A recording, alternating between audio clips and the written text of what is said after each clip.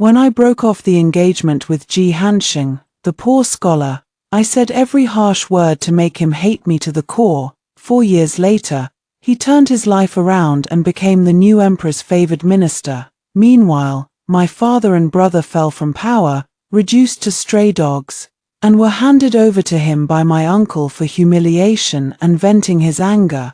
On the 30th day of being held under house arrest and neglected by him, I prepared to end my own life. Suddenly, many words appeared before my eyes. The villain's world has collapsed. After finally gaining power and resorting to forceful means, the white moonlight would rather die than be with him.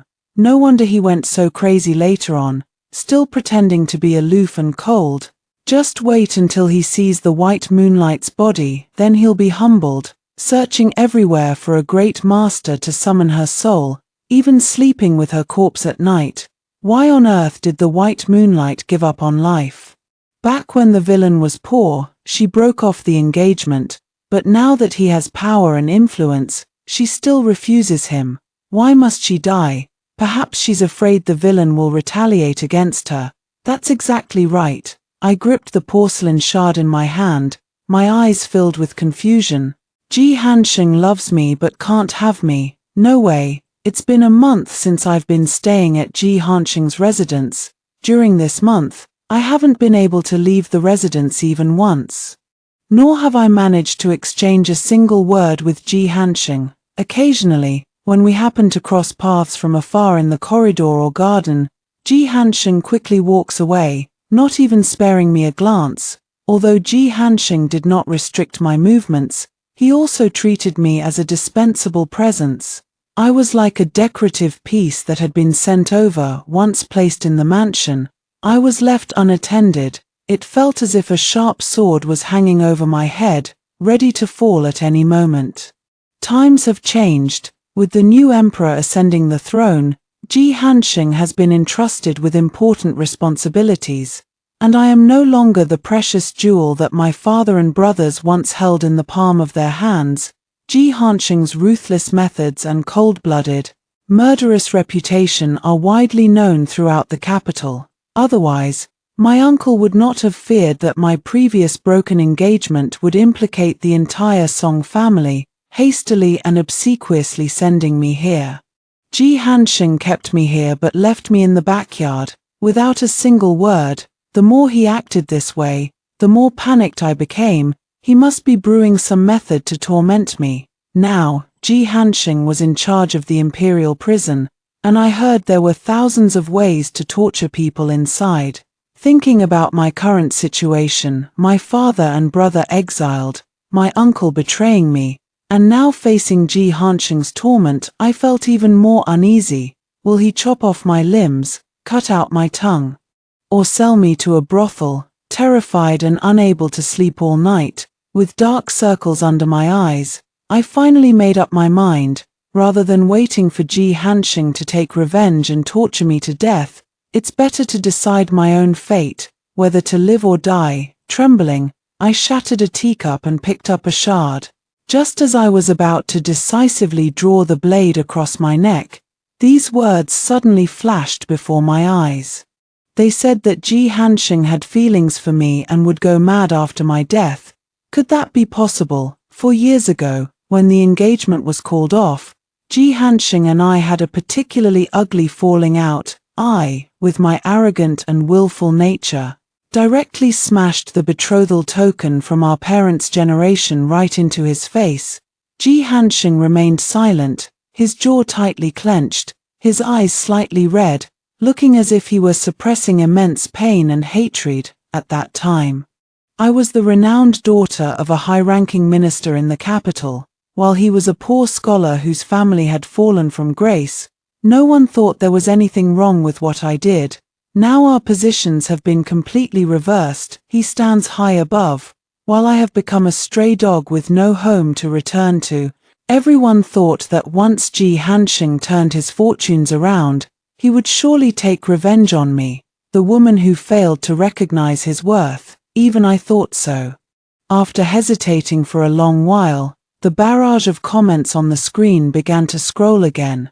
Revenge? The villain might indeed seek revenge on her, but it would likely be in bed, at most. He might not comfort her or stop. Don't think he's been holding back for a month. He's actually been waiting for his white moonlight to reach out, trying to see who can hold out longer. But in the end, she just quietly disappeared. Can the white moonlight please not die? Stay alive and keep this villain in check. Okay, look at how the main couple suffered later because of him, and they even ended up with a tragic ending. Woo-woo, I don't want to die either. If it weren't for the fear of being tortured, who would want to die? I slowly lowered the porcelain shard pressed against my neck. What's going on? It seems like she really isn't going to die. The next moment, the sound of the door being pushed open echoed. Miss, the maid attending to me entered, glanced at the floor, then at the porcelain shard in my hand, and let out a high-pitched scream. Someone, come quickly. The young lady is trying to take her own life. With that, she ran outside. No, I've changed my mind. As luck would have it, her hand suddenly slipped, and the porcelain shard carved a hole in her palm, causing blood to gush out instantly. Suicide. Ji Hanxing stood outside the screen with a stern expression, listening to the servant's report. How did you let this happen? He had just returned from his duties, still clad in his crimson official robe, his striking features shadowed with a cold, intimidating gloom. Go and receive your punishment. Withdrawing my hand that the doctor had just bandaged, I mustered the courage to explain. I didn't mean to harm myself. The teacup just broke and I accidentally cut myself. Ji Hanxing didn't even look up. Negligence in supervision still deserves punishment. I was so anxious for my brother. After getting the news, I rushed back, stumbling and tripping up the stairs. The villain's character design is top-notch, and the economy is booming. So why doesn't the white moonlight like him? His mouth is too stubborn. If he had spoken properly with his white moonlight, maybe it would have worked out. Instead, he had to leave her hanging there, ending up with both sides hurt. My gaze fell on Ji Hanxing's knee. There was indeed a faint grey mark on the fabric of his robe there. I looked up again to examine his expression. His thin lips were pressed tightly together, his jaw tense, both betraying his nervousness at that moment. Could what those words said actually be true? I couldn't quite put my finger on the emotion in my heart. After a moment of hesitation, I slowly spoke up. It was just an accident. I'm fine. No need to worry. Ji Hanxing interrupted me, slowly stepping forward with a condescending expression. Don't overthink it. It's just for good luck in the new residence. I don't want anyone dying in my home, he sneered, curling his lips slightly. Besides, what if you die in the mansion and ruin my official reputation? My throat tightened, and I swallowed the words that were on the tip of my tongue. Just say those words are deceptive. Ji Hanxing's demeanor clearly shows he wishes he could tear me to pieces. How could he possibly have any affection for me? I'm dying of laughter. Does he even have a reputation for integrity?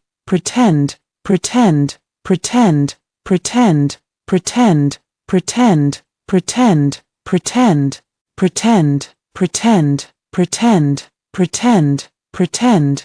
And you still don't want your wife anymore. You'll suffer as a weeping widower in the future. In the moment of lowering his gaze, Ji Hanxing spoke coldly. From today onward, you will move to my courtyard, so you won't cause any more trouble. Amidst a chorus of oh, my eyelashes trembled slightly.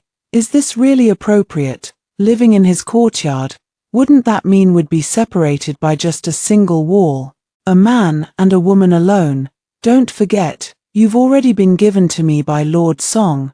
Ji Hanxing took another step forward, completely enveloping me in his shadow. He narrowed his eyes slightly. You'd better listen to me obediently, otherwise I can't guarantee what I might do to you. And so, I was settled in Ji Hanxing's courtyard, even though I repeatedly said I had no intention of harming myself. Ji Hanxing still didn't believe me. All sharp objects in the room had been taken away, and there were even guards stationed outside every day. I also figured out the situation with those words. It turned out that the world I was in was actually a storybook. Those words are the readers of this storybook. In the storybook, Ji Hanxing is the future villainous minister who commits all manner of evil, controls the court, brings disaster everywhere, and even separates the male and female leads, leading the entire storybook to a tragic ending. Ji Hanxing's family fell into decline, and from a young age, he endured disdain from others, so he could only study diligently. Unfortunately, he offended the powerful, and his hand was broken before the imperial examination. Even his childhood fiancée broke off the engagement and turned to someone else. He completely turned to the dark side, determined to stand at the highest point in the world and trample everyone underfoot. Ji Hanxing indeed achieved it. With no hope in the imperial examinations, he joined the fifth prince as a strategist, working tirelessly to help him stand out among the princes. In the end, the late emperor passed the throne to the fifth prince on his deathbed. The gamble paid off, and Ji Hanxing rose to power, becoming someone no one dared to offend, yet he still held a deep longing for the fiancée who had broken off their engagement back then. That would be me. I didn't believe it at first, but now, with Ji Hanxing's attitude, I can't help but believe it. Ever since I moved into his courtyard, he would come by every day after court to check on me. Watching the doctor change my bandages, I looked up at him, but he said nothing and left in silence. Encouraged by those words, when he came again, I was the first to speak. Lord Ji, I have something I wish to say to you. Ji Hanxing, with a cold and indifferent expression, dismissed the attendants and stepped in front of me. What is it? I asked. Could you have the guard step back? Don't even think about it. His words suddenly stopped as he sensed movement from his hand. Looking down, he saw a snow-white finger extending from the wide sleeve, pinching his knuckle. It even gave a gentle shake. Please. He lowered his gaze, his expression inscrutable, but he didn't seem angry. I continued to probe. I won't think of harming myself anymore, and my injuries are almost healed. Staying cooped up in the room all day is truly unbearable. What does your discomfort have to do with this official? Ji Hanxing's phoenix eyes lifted sharply as he abruptly withdrew his hand. Song Yaoguang, know your place. Who allowed you to speak to me like that? With my fingertips suddenly empty, I was momentarily stunned. That sounds familiar. 5 years ago, Ji Hanxing came to the capital to take the imperial examination. He brought the token from that year and asked if he could stay. At the time, he was short on money, and the powerful official he had offended was preventing him from finding a place to stay in the city, with no other options. He came to the Song family for help. It was then that I found out I had a fiancé whose family had fallen on hard times. Even though Ji Hanxing only mentioned coming to stay without bringing up the marriage arrangement, my father, out of his admiration for him, took the initiative to bring it up. At the time, I only thought he was hypocritical. To me, he kept saying he dared not aspire to such a high match, yet he still came to my Song family's door and tarnished my reputation. Back then, the young ladies I was close to all mocked me for having a down-and-out fiancé.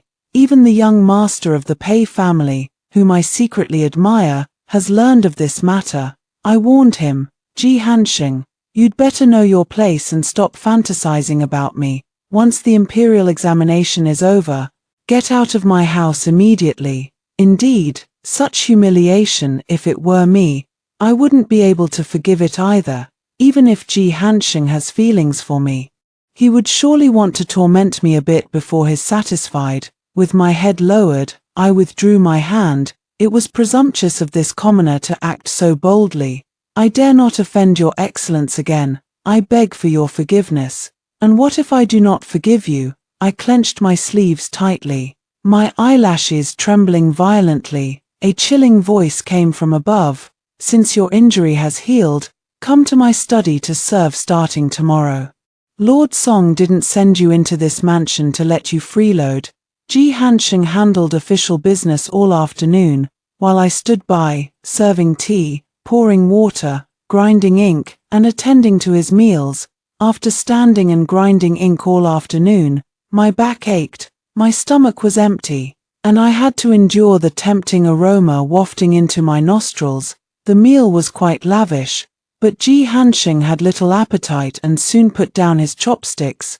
"Are you hungry?" I hesitated for a moment, then nodded. His tone was unusually gentle. "Sit down." After sitting down as ordered, Ji Hansheng pushed the bowl and chopsticks in front of me, his phoenix eyes lifting with a hint of mockery. "Eat." Was he asking me to use his bowl and chopsticks to eat his leftovers? How shameless of the villain, deliberately trying for an indirect kiss. I really want to hit him. No wonder he can't get the love he wants. He'll behave once he's in the doghouse chasing after his wife. I looked up at him. Ji Hansheng appeared perfectly at ease, as if waiting to see how I would react. If it were in the past, if anyone dared to treat me like this, I would have jumped up and flipped the entire table over. But now, I no longer have the right to be willful. Obediently picking up his chopsticks, I honestly prepared to start eating. Ji Hansheng, however, for some reason, got angry, his face suddenly turning cold. "Song Yaoguang, when did you learn to be so obedient? Do whatever I tell you to do. If I asked you to warm my bed, would you have any complaints?" "Warm the bed?" I frowned slightly. "Please show some self-respect, Lord Ji." Self-respect. My chin was lifted, and I met Ji Hansheng's cold, fierce eyes. "Sent to my residence by your uncle. What do you think you're here for?" I remained silent, which Ji Hansheng interpreted as silent resistance. He sneered. "What? Still thinking of preserving your chastity for Pei Wangzi? Why bring up Pei Wangzi all of a sudden? Jealousy is like envy, eating is like vinegar, and going crazy is like madness. The next step should be a forced kiss. Don't hold back, villain. Just go for it. Kiss. I want to see it. Add one." Seeing these words, I finally understood he was jealous. Back then, I did have feelings of admiration for Pei Wangzi. After breaking off the engagement with Ji Hansheng, Pei Wangzi and I also publicly announced our marriage alliance. Opening my mouth, I explained, "I have nothing to do with Pei Wangzi anymore." My chin tightened as Ji Hansheng's fingers pinched it. He narrowed his eyes, scrutinizing my expression. "Cutting ties? What, are you afraid I'll do something to him? Does Ji Hansheng not understand human language? I'm really a bit angry. The screen is filled with kisses, making me feel restless, and Ji Hansheng's face is right in front of me. I steeled my heart, cupped his face, and kissed him. Wow, is the white moonlight sister this brave? The sensation on my lips was warm, and the person beneath me instantly stiffened, their breathing growing rapid. The scorching breath hit my face, and I pressed against him, feeling a bit uncomfortable. My heart was pounding nervously. I've already taken the initiative this far. Ji Hansheng can't possibly say one thing and mean another now, can he? However, things did not go as planned. Ji Hansheng pushed me away and stood up abruptly. "Do you think you can control me by seducing me?" He looked down at me with a cold expression. "Song Yaoguang, you think too highly of yourself." That night, I was indeed called to warm the bed. I made up my mind not to listen to those words anymore. Let Ji Hansheng do as he pleases. As long as he doesn't torment me, that's enough. Lying on Ji Hansheng's bed, enveloped by his scent, I felt somewhat drowsy. Perhaps knowing that Ji Hansheng wouldn't harm me, my vigilance gradually relaxed, and I fell asleep. Then I had a dream. I dreamed of 4 years ago, when Ji Hansheng was still staying at my house. He wore his only set of good clothes, washed until they were faded, all day long, with a demeanor that was neither humble nor arrogant, and a proud, unyielding spirit. I disliked his pretentiousness and inability to speak properly, while he despised my spoiled and self-righteous temperament. I had no intention of marrying him, and he likely had no desire to marry me either. We looked at each other with mutual dislike. The change in perspective happened during a spring outing. At that time, I was infatuated with a gentleman like Pei Wangzi, who was as radiant as the sun and moon, and was eager to break off my engagement with Ji Hanxing. So, I deliberately sent the servants away and confessed my feelings to Pei Wangzi. Pei Wangzi did not give a clear response, only saying, "Miss Song should first settle matters with Mr. Ji before discussing anything else." This was a rejection. Feeling disheartened, I wandered alone and accidentally got lost in the mountains. As it happened to be a continuous rainy day, I sprained my ankle and couldn't move, so I took shelter from the rain in a crevice between rocks, shivering until the sky gradually darkened. I finally heard someone calling my name. It was Ji Hanxing's voice. When he saw me, he frowned, looking very unhappy, as if he had come to find me reluctantly, but he still examined my foot injury and carried me down the mountain on his back. With my arms around his neck, I thought about how broad Ji Hanxing's back was while watching the water droplets slide down the side of his face. To be fair, Ji Hanxing is exceptionally good-looking, with captivatingly beautiful eyes and brows. She naturally possessed a graceful charm, yet her aura resembled that of a straight and upright pine tree, cool, elegant, and righteous. I heard from my father that he is quite learned. If he can make it to the palace examination, the emperor will likely grant him the title of Tanhua. By then, if he can learn to speak more gently and softly, this marriage might not be entirely unacceptable. Later, without even realizing it, I began to pay a bit more attention to Ji Hanxing. I watched his clean, fair knuckles, his stubbornly beautiful brows and eyes, and his broad, upright back. As time went by, Pei Wangzi had long been forgotten by me, cast away to the island of Java. When my father brought up this marriage proposal again, I no longer jumped up in opposition. My father is a minister of the court, with a discerning eye. He would never misjudge a person. Marrying Ji Hanxing might not be such a bad idea after all. On the eve of the imperial examination, I sought out Ji Hanxing. "If it weren't for my father's high regard for you, someone like you would have no connection to me whatsoever. You'd better pass the exam with flying colors. If you do, I might even consider this marriage. Otherwise, there's no chance." Later, Song Yaoguang, a familiar voice rang out, and I suddenly opened my eyes. Ji Hanxing stood by the bed, his tall figure blocking the light and shadow of the candle flame. His voice betrayed no emotion. "I told you to warm the bed, not to sleep in it." A dream stirred up old memories, leaving me in low spirits as I slowly rose from the bed. "Then I shall take my leave. Who said you could go?" Ji Hanxing slightly raised his chin, gesturing toward a small couch in another corner. "Go over there and keep watch for the night." Perhaps because I was too tired from the day, I fell asleep again shortly after settling on the small couch. In my drowsy state, it seemed like it had started raining outside, as I could hear the gentle patter of raindrops. Shivering slightly, I curled up my body. The next second, I felt a sudden lightness as Ji Hanxing lifted me onto the bed. "It's too cold. Come warm the bed." It was indeed cold. Following the warmth, I snuggled into his embrace and closed my eyes again. For years ago, the wrist that had been broken still ached faintly whenever it rained. Now, Ji Hanxing used that same hand to embrace Song Yaoguang, who had broken off their engagement after his hand was broken and his hopes for the imperial examinations were dashed. Ji Hanxing stared at Song Yaoguang's sleeping face, as if he could bore a hole through her with his gaze. He had always known that Song Yaoguang looked down on him. Song Yaoguang gave him a cold glare, and he had no illusions about fulfilling this marriage arrangement.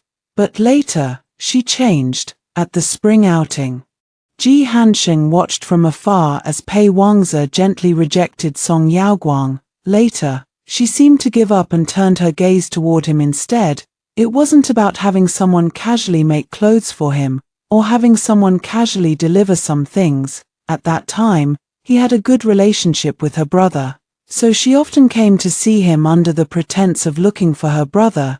Ji Hanxing should have been disdainful. He was proud and arrogant. Having witnessed her confess her feelings to Pei Wangzi, and then settling for him as a second choice. He should have been disdainful, but he couldn't control his own heart. She was originally meant to be his wife. It was just youthful ignorance, deceived by someone who appeared righteous. Now that she has returned from her misguided path, he, being 5 or 6 years older than her, should understand and forgive her. On the eve of the imperial examination, she came to find him. Her expression awkward yet endearing. If it weren't for my father's high regard for you, someone like you would have no connection to me whatsoever. You'd better pass the exam with flying colors. If you do, I might even consider this marriage. Otherwise, there's no chance. He lowered his head and stared at her. Didn't Miss Song say before that you'd rather die than marry me? Song Yaoguang's face stiffened, and she turned to leave in a huff, but her foot stepped on a pebble, and she stumbled right into his arms.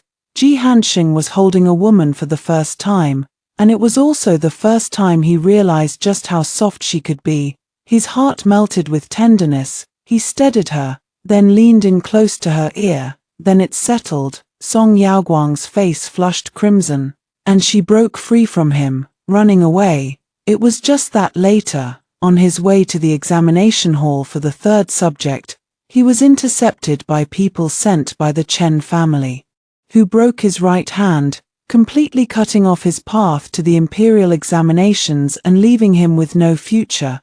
Song Yaoguang also decisively broke off the engagement with him, as if blaming him for his lack of ambition.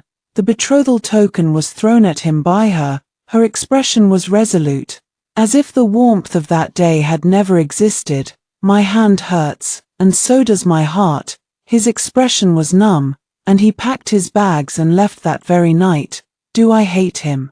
He felt that he did not hate her. His family had fallen into decline. He came from a humble background, and at that time, he had lost his hand, with an uncertain future. It was only reasonable that she did not marry him. Ji Hanxing simply resented it. If Song Yaoguang had never had any affection for him, that would have been one thing. Yet they had once briefly shared a mutual understanding. If she had only been interested in his future prospects, there would have been no need for her to act coy and shy in front of him. Song Yaoguang, this most heartless woman in the world, had stirred his heart, only to ruthlessly abandon him without a second thought. A year later, he heard that she was engaged to Pei Wangzi. After all the twists and turns, she still liked Pei Wangzi. After gaining power, he thought about it countless times. Did Song Yaoguang ever regret abandoning him? Now, he has a brighter future than anyone she had ever favored. Minister Song offended the late emperor, and all the male members of this branch were exiled. Pei Wangzi also broke off his engagement with her. Her beautiful courtyard, her splendid clothes and jewelry were all taken by her cousin. From then on, she lived under someone else's roof, enduring disdainful looks. Ji Hanxing should have felt triumphant, but when he saw Song Yaoguang being sent to his mansion by her uncle, an indescribable anger welled up in his heart.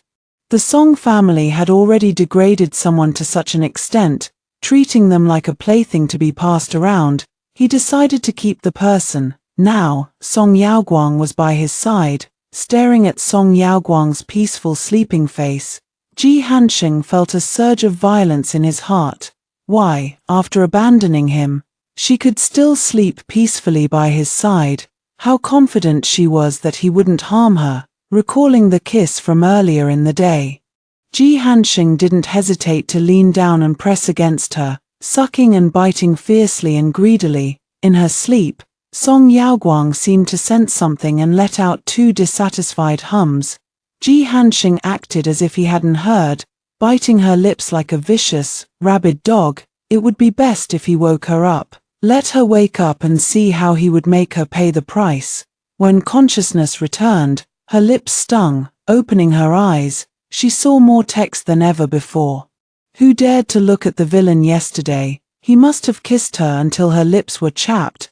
The villain truly has high stamina. He held his beloved in his arms and kissed her all night. Yet he could still go to work full of energy in the morning.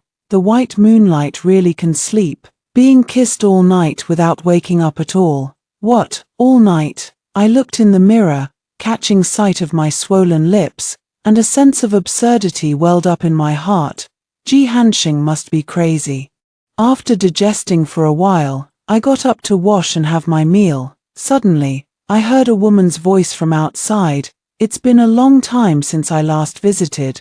With no one managing the household in second brother's residence, I wonder what his living quarters look like now that he's a man living alone.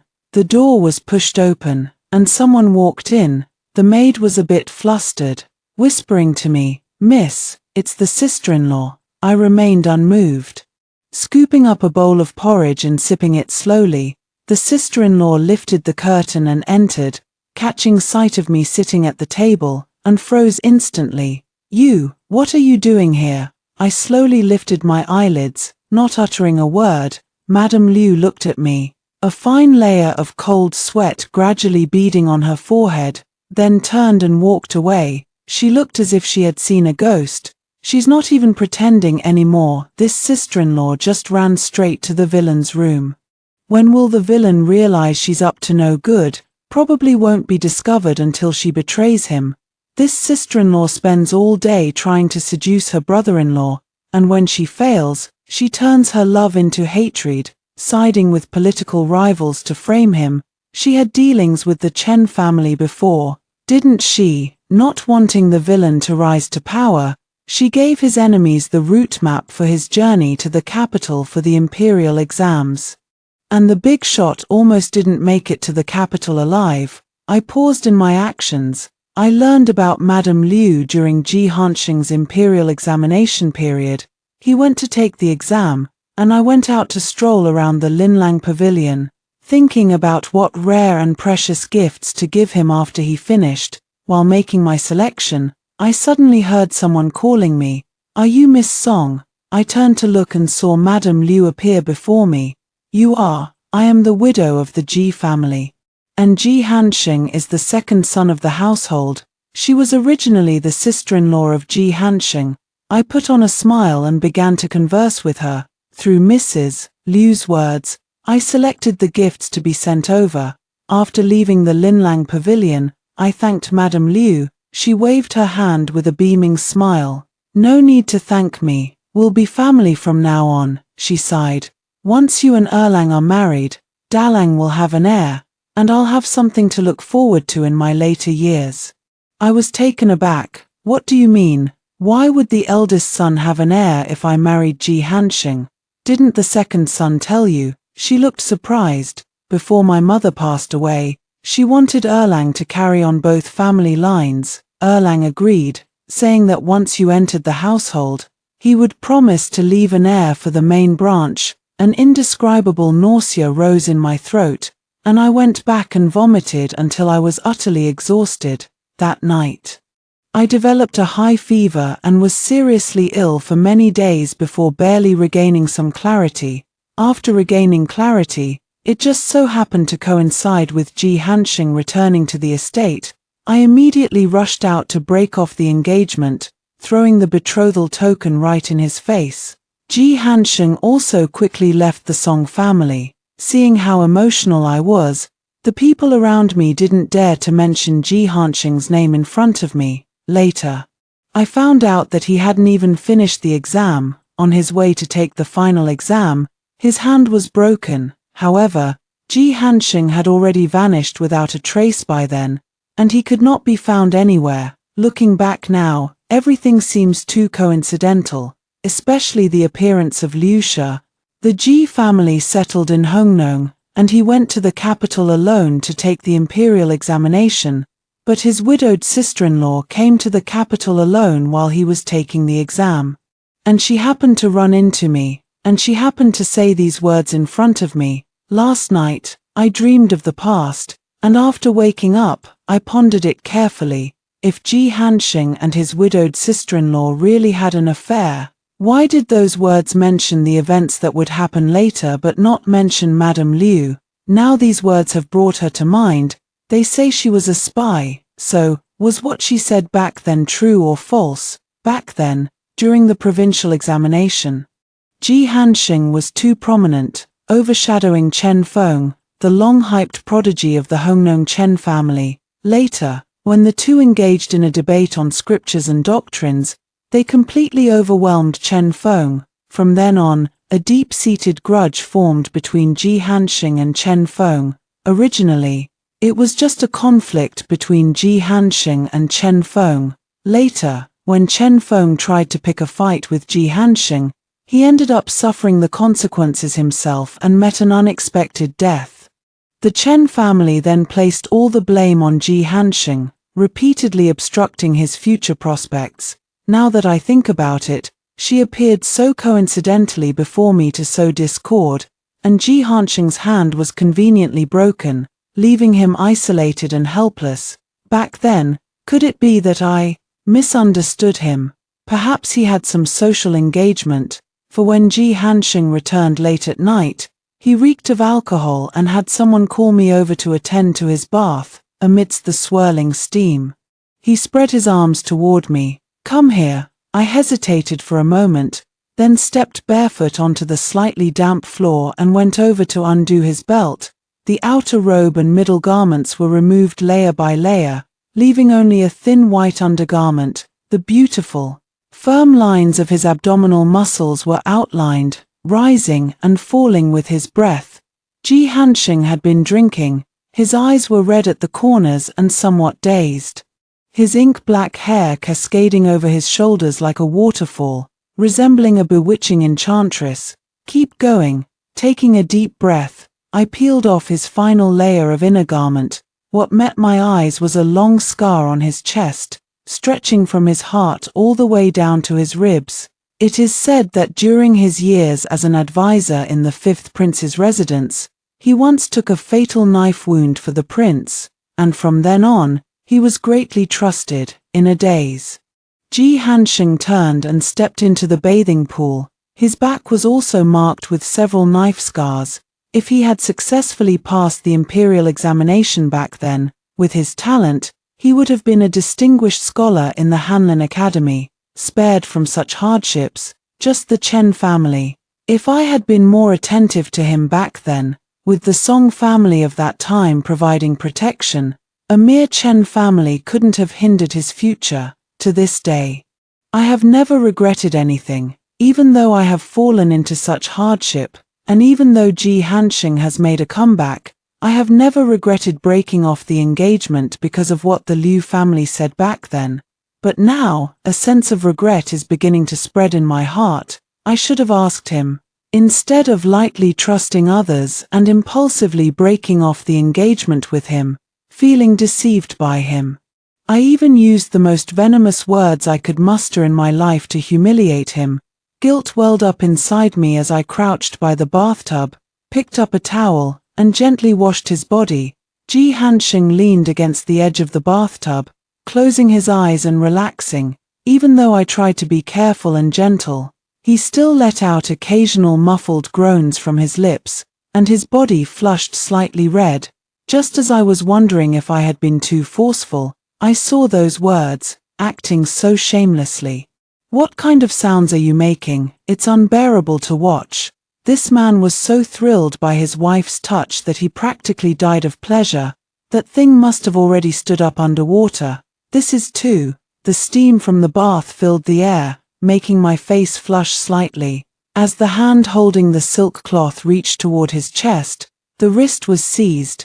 Ji Hanxing had opened his eyes at some point, his voice slightly hoarse. "I don't need you anymore, you may leave." It's so hard to guess what he's planning to do after sending someone away. Can't help but want to do some handiwork. Handiwork. What does that mean? Lost in thought, my foot slipped, and I fell straight into the bathtub. Water rushed into my nostrils from all directions. I flailed a couple of times before someone grabbed the back of my collar and lifted me up. Cough, cough. Once I was out of the suffocating environment, I coughed hard and finally felt a bit better. When I opened my eyes, Ji Hanxing's chest was right in front of me, his lips curved in that familiar, cold smirk, trying to seduce me. I quickly waved my hands. "No, I didn't mean to." Before I could finish, he lowered his head and sealed my lips with his. Perhaps that night had taught Ji Hansheng a thing or two, as he moved with practiced ease. His lips wandering and sucking with great skill. The lingering taste of wine on his lips seemed to intoxicate me as well, enveloping me entirely in his scent. A tingling sensation spread from my lips and tongue all the way to the depths of my heart. My hands, which had been pushing him away, gradually relaxed, and I melted into his embrace. After a while of kissing, I took advantage of a brief moment when he pulled away to part my lips and catch my breath. Ji Hansheng lowered his head just in time to meet my lips, as if unlocking the door to a new world.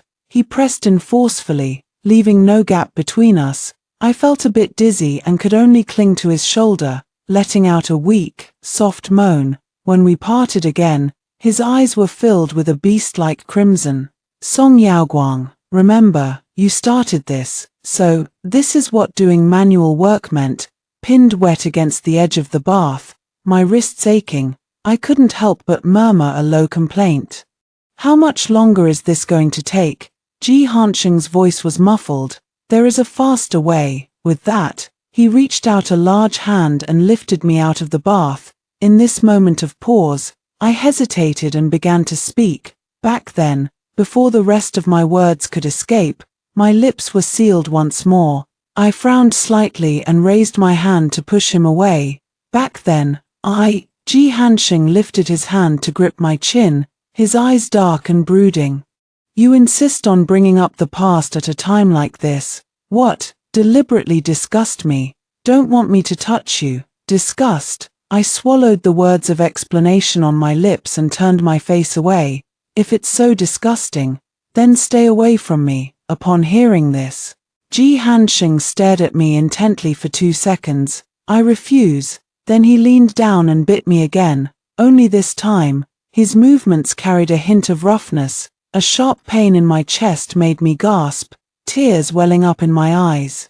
Ji Hansheng, are you a dog? How dare you scold? Ji Hansheng looked up angrily, just in time to see a tear slip from the corner of my eye. He stood dazed for a long moment, then got up, threw on his outer robe, and left. The bathroom was empty, a cold wind blowing through. I quickly put on my clothes.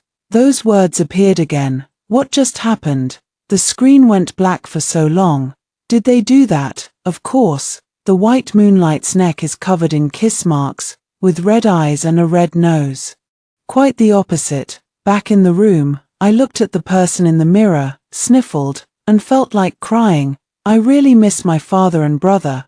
I had hoped that by going along with Ji Hansheng and making him happy, I might be able to beg him to find a way to bring my father and brother back. I didn't expect them to be reinstated to their official positions, but even if they could avoid serving in the exile location, that would be good enough. Now, it seems that hope is slim. Ji Hansheng doesn't want to deal with me anymore. He hasn't even mentioned having me go over to serve him again.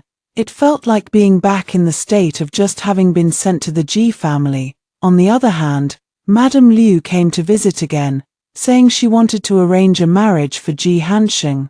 With Ji Hansheng's rising status, even his sister-in-law, Madame Liu, was frequently invited to attend the banquets of the capital's nobility, asking her to help make connections. Madame Liu then did a favor by sending the portraits to the Ji family. Ji Hansheng accepted it. When the maid told me about it, my heart ached slightly. Indeed, no matter how much Ji Hansheng couldn't let go of me, it didn't stop him from marrying another woman. As the daughter of a disgraced official, he could never marry me. Feeling upset, I didn't go near Ji Hansheng, until one day in the garden, an unfamiliar maid bumped into me and slipped a note into my hand, back in my room. I took a look and was startled to see it was Pei Wang's handwriting. He said he had just learned that I was trapped at Ji Hansheng's place and would help me get out. I'm a bit hesitant. I want to go to the great wilderness, the place where my father and brother were exiled. Ji Hansheng is getting married. Even if I reconcile with him, I can only be a concubine, and the Song family is no longer the one I once knew. It would be better to ask Pei Wangzi for help and send me to the great wilderness. So at least my family can be reunited. Having made up my mind, I wrote a reply. I trust Pei Wangzi. Back when the emperor was critically ill, the princes below were all restless, and the trend of forming cliques for personal gain was quite strong in the court. Both my father and the Pei family were neutral factions. In order to protect their own families amidst this atmosphere, they publicly announced a marriage alliance, but my father was a minister of the court. And since he refused to align himself with any faction, there were those who wanted him to step aside. My uncle, in a display of righteousness, reported that there were letters in my father's study discussing the matter of the crown prince's succession. The late emperor was furious and exiled my father and brother to the desolate frontier. At that time, Pei Wangzi saw that I was isolated and helpless, and he genuinely intended to marry me and fulfill this engagement. However, the Pei family strongly opposed it. His parents even threatened to take their own lives, urging him to think more about the Pei family's interests. Pei Wangzi did not agree, so his mother came to plead with me. I did not want to burden others, so this marriage matter was left unresolved. Pei Wangzi felt guilty in his heart and made many arrangements along the way for my father and brother's exile. He is a good person, and now, he is the only one who can help me. The letter was sent out by the maid, and a reply was quickly received. A plan quietly took shape. On the night of Ji Hanxing's birthday, I made a bowl of longevity noodles and sent it over. He hadn't made a big deal about his birthday, but gifts still filled the courtyard. There were even those who sent women to him, with a light sneer in my heart. I entered the study. Ji Hanxing's gaunt profile, illuminated by the candlelight, appeared rather stern. His tone was very cold. What is it? Still acting all sunder there? Your wife is about to run off. Can't be bothered to roast you. Run then, run. The white moonlight tried to comfort him, but he wouldn't cooperate. Can't blame her for turning to her ex-husband. Just goes to show he's destined to be alone for life. After hesitating for a long while, I said, "It's your birthday today, so I made a bowl of longevity noodles." Ji Hanxing's gaze lingered on the tray in my hands for a long moment, his voice slightly hoarse. "Come here." I dawdled forward, only to be pulled into Ji Hanxing's embrace and seated on his lap. "Feed me," a tone of voice that takes it for granted. "It will break." I shook my head. Longevity noodles must not be broken. Ji Hanxing's expression faltered slightly as he set me down. He picked up the chopsticks and started eating by himself. The bowl of noodles was quickly emptied. I poured him a glass of wine and said softly, "Happy birthday, Ji Hanxing." Ji Hanxing casually took it and drank it all in one go. His gaze was somewhat hazy under the flickering candlelight. "Is there a gift?" I paused for a moment, then gently rose on my toes and kissed his Adam's apple.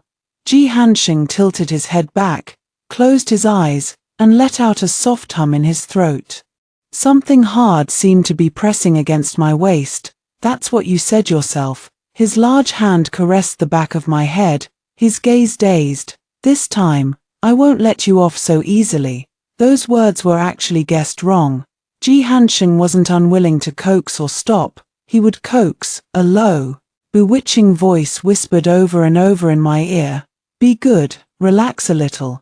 You can do it, don't be afraid." Only when completely exhausted did he finally hold me and fall asleep. Of course, it could also be that the medicine is starting to take effect. I added a reactive drug to the noodles and wine. Enduring the pain, I got up and placed the letter I had written earlier on the bedside table. It explained the reasons for the annulment of the engagement back then.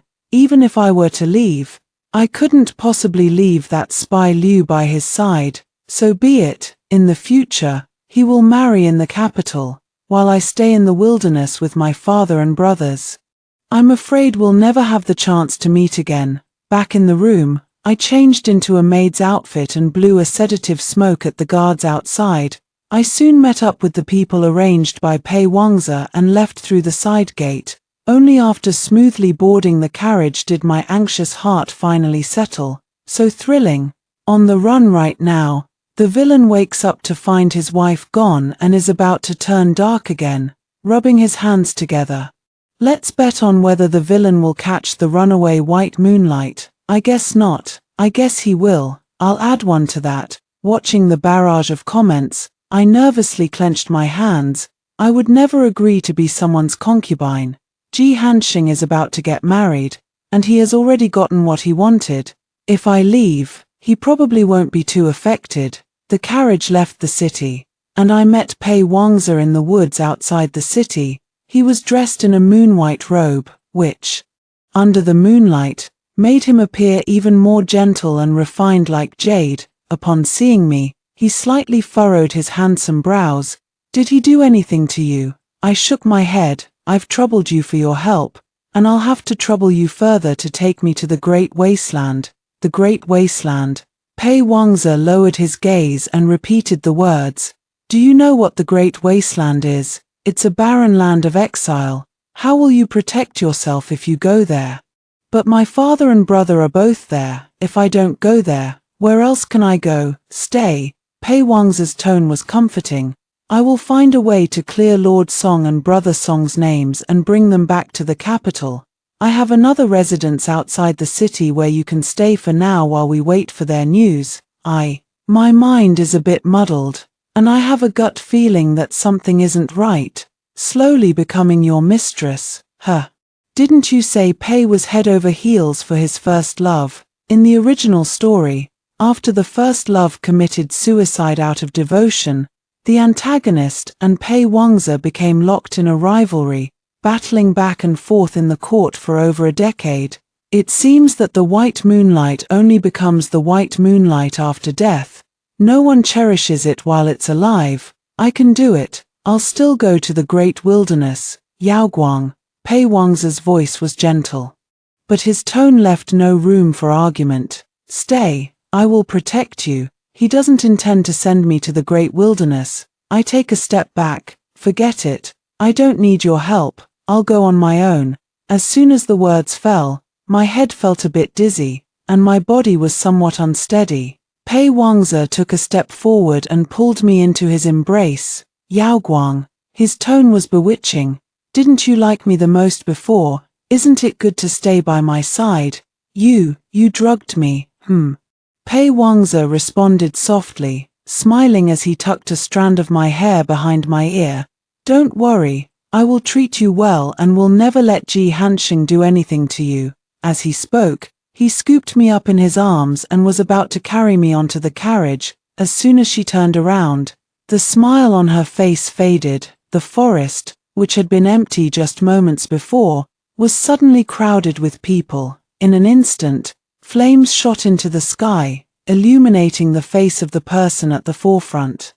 Ji Hanxing narrowed his phoenix eyes slightly, a murderous intent spreading in their depths. Mr. Pei, where are you taking my people? Oh ho, the villain still caught up. Thank goodness, so fast. Was his coma just an act from the start? Have you forgotten the villain's ways? What could possibly happen in his household that he wouldn't know about? Hearing the familiar voice, I mustered the last of my strength to call out, Ji Hanxing, My mouth was suddenly covered by Pei Wangzi's hand, his smile as calm and light as a breeze.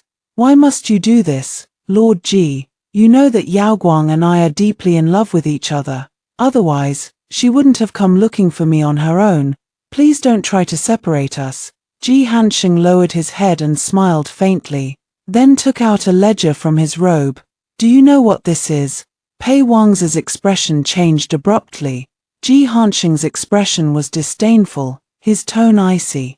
It seems you're tired of living. You haven't even cleaned up your own mess, yet you dare to provoke me. The Pei family, a prestigious clan with a century of history. What a pity it would be to see it ruined in your generation. Don't you think so, young Master Pei? The carriage swayed and jolted, and as I looked at the man beside me, his eyes closed in rest. My heart began to flutter with unease. Ji Hanxing held the Pei family's secret in his hands, forcing Pei Wangzi to release the captive and even provide the antidote for the softbone powder. Ji Hansheng's appearance was perfectly timed, clearly indicating that he had never been truly incapacitated by the drug. In the silence that stretched along the journey, I hesitated before finally speaking up.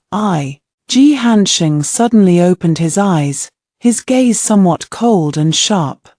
There's nothing between me and Pei Wangzi. I just wanted him to help send me to the great wilderness. Under his intense gaze, my voice grew softer and softer. I never expected he was that kind of person. Ji Hansheng said in a strange tone, it seems you're not very comfortable staying by my side. You'd rather go to the great wasteland to mine than stay here. I lowered my eyes. I just don't want to be a concubine.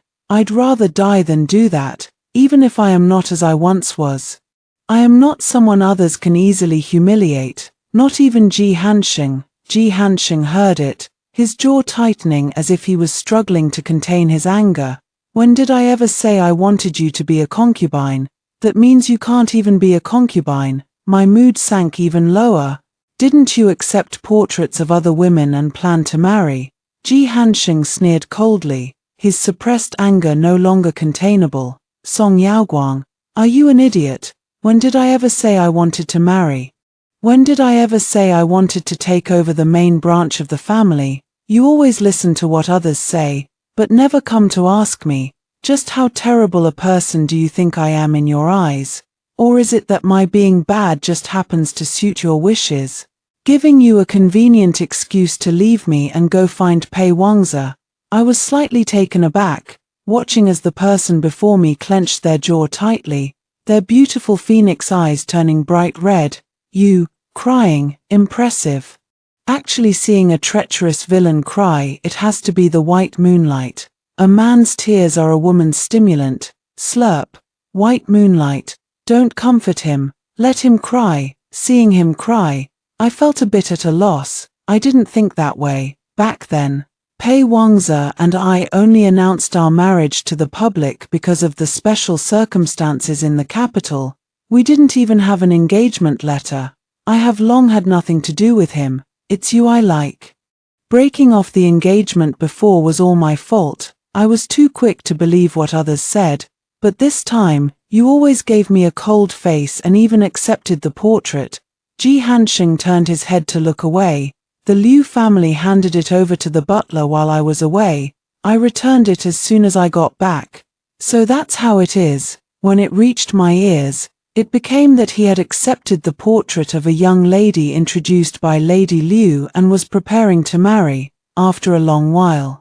I finally spoke. I didn't ask you because I was afraid of humiliating myself. I have feelings for you, so of course I don't want you to marry someone else. I was afraid you would say again that I'm taking myself too seriously. Ji Hansheng, I whispered softly, I've already gotten my retribution.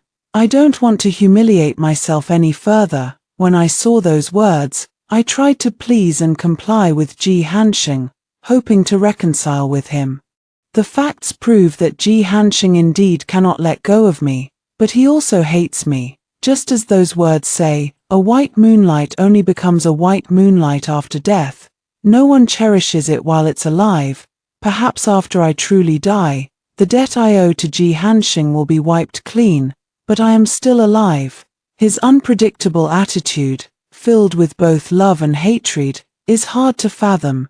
Yet it is true that I was the one who wronged him back then. I have nothing left. So there's probably not much fun in seeking revenge. A thought suddenly brightened my eyes.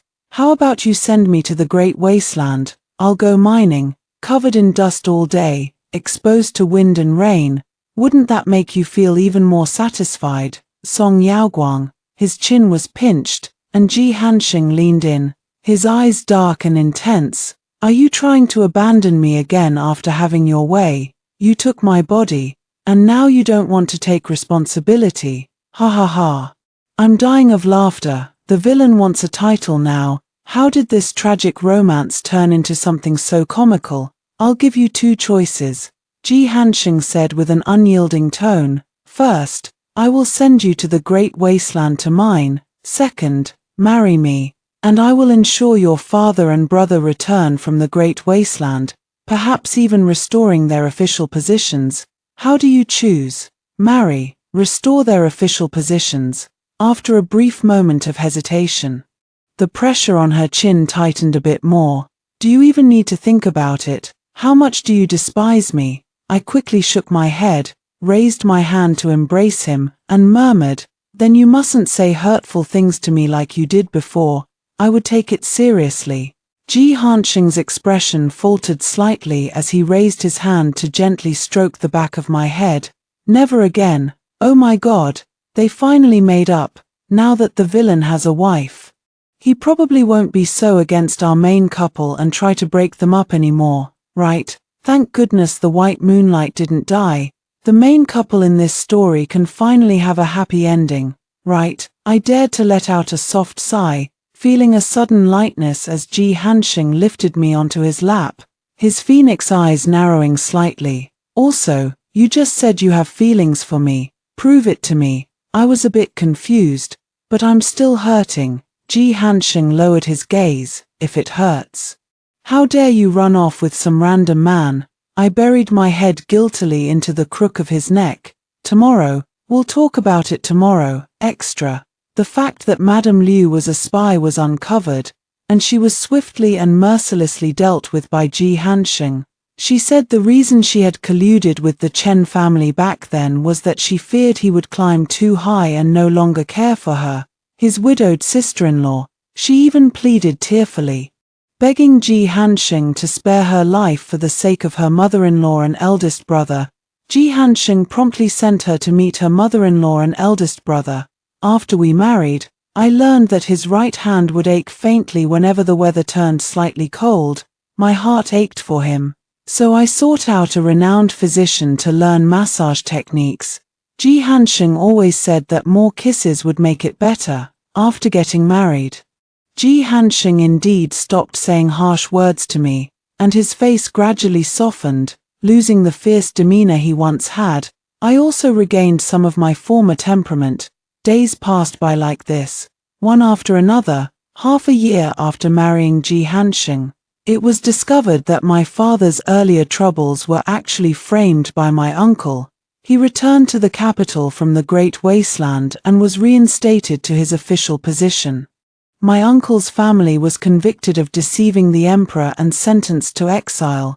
When news of my father and brother's return to the capital reached me, I went to pay respects to my mother, who had passed away early. Finally, our family could be reunited. However, Ji Hansheng started acting strangely. He used to be very clingy and had frequent demands in that aspect. But recently, he suddenly became distant. I'm not quite sure what's going on with him. On the day I married Ji Hansheng, those words disappeared. I couldn't help but wonder, had he grown tired of me, or perhaps, did he regret marrying me? It wasn't until he got drunk that he finally spoke his mind. He lay on his back on the bed, his dark hair spread out, looking somewhat fragile. Am I useless to you now? What do you mean? I held his hand. What's useless? Now that Lord Song has returned to the capital, you no longer need to rely on me. I'm useless now, so you don't need me anymore. Do you? As he spoke, his eyes reddened again. How could that be? I gently touched his face, and suddenly understood his fear of losing what he had. Back then, he had let me choose, afraid I wouldn't agree. He even added the condition of helping my father and brother return to the capital. Did he think that my marrying him was just a pretense for this? I kissed his cheek. Silly. I married you because I love you, even if you didn't promise to help my father and brother return to the capital.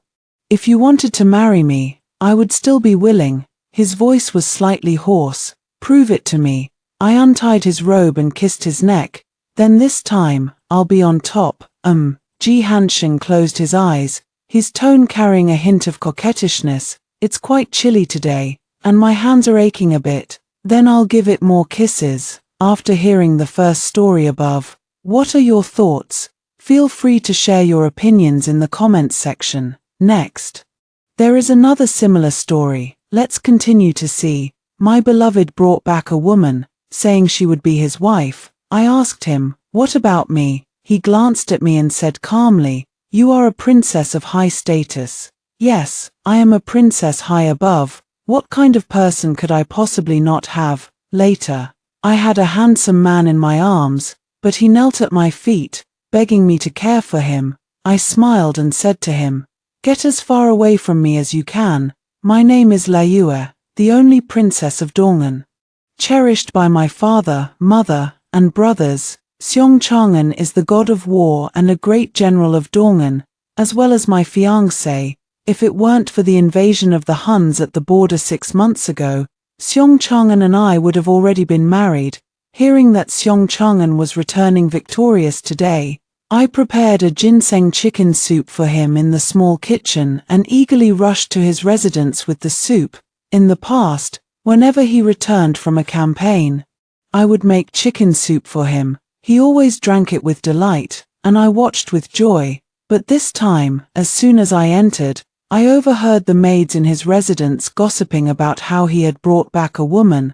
I hurried over to take a look, and sure enough, it was true. The woman was petite and adorable, with an innocent and harmless face, especially those large, watery eyes. When she looked at me, they were filled with terror, and her body trembled uncontrollably, like a frightened little rabbit, which was truly heartbreaking to see. Fearing she might be frightened again, I approached her gently and asked softly, "What's your name?" Her eyes darted away, not daring to meet mine, and her voice trembled with a hint of tears. "Liu Xiangru, where are you from?" Liu Xiangru shook her head. "How old are you?" Liu Xiangru shook her head. "What about your family?" Liu Xiangru also shook her head, seeing that she didn't even have any family. I felt she was truly pitiful, so I shared a bowl of chicken soup with her. "This bowl of chicken soup is for you." Who would have thought that before her hand even touched the bowl, she shouted, "It's so hot." Then, with a single slap, she knocked the soup bowl out of my hand, spilling the entire bowl of chicken soup all over my clothes. I stared blankly at Liu Xiangru, who was trembling like a little rabbit. My personal maid, Dower, rushed forward in a flash. Reaching out to strike Liu Xiangru, I sternly rebuked, "Dower, step back, princess." Dower looked at me with eyes full of heartache and unwillingness. "I grew up in the palace. What kind of scheming and deception haven't I seen? Yet I can't help but admire Liu Xiangru. Her acting is truly masterful." If I hadn't caught that glint of triumph in her eyes when she lowered her head, I would have been completely fooled by her. I believe that if Tyre had slapped her, we would have all fallen right into her trap. I sneered inwardly. Let's see what kind of trick she's up to. I asked her, "What do you mean by this, miss?" Liu Xiangru still wore that pitiful expression, but her eyes now held a hint of disdain and contempt. She stood up and walked over to me, leaning close to my ear to say, "So what if you're a princess? In the end, you'll still be defeated by me." Before I could react, she grabbed my hand and slapped her own face with it, then fell to her knees with a thud, crying, "I'm sorry, princess, I didn't mean to spill the soup on you. It was just too hot, and I couldn't hold it steady, so I accidentally stained your clothes. Please forgive me." Just then, footsteps sounded behind me. I knew it was Seongchang'an approaching, and I also understood the purpose behind Liu Xiangru's actions. But Seongchang'an was an exceptionally intelligent man, far more clever than I could ever be, by thousands, even millions of times. I thought he would see through it and grant me justice. Yet, to my utter surprise, he didn't even bother to ask for my side of the story before placing all the blame squarely on my shoulders. He accused me of being arrogant and domineering, unreasonable and tyrannical, and even dredged up many of my past misdeeds to accuse me of abusing my power. The more I listened, the colder my heart grew. I saw that he, Seongchang'an, was bullying me because he had the power to do so. Relying on my affection for him and knowing I wouldn't do anything to him. That's why he so brazenly helped another woman bully me, humiliate me, and make me feel worthless. I pointed at Liu Xiangru on the ground and asked him, "Who is she?" Seongchang'an said with a cold face, "She will be my wife." My breath hitched, my heart feeling as if it had been stabbed. I endured the heartache and asked him again, "What about me?" He glanced at me and said calmly, "You are a princess of high status."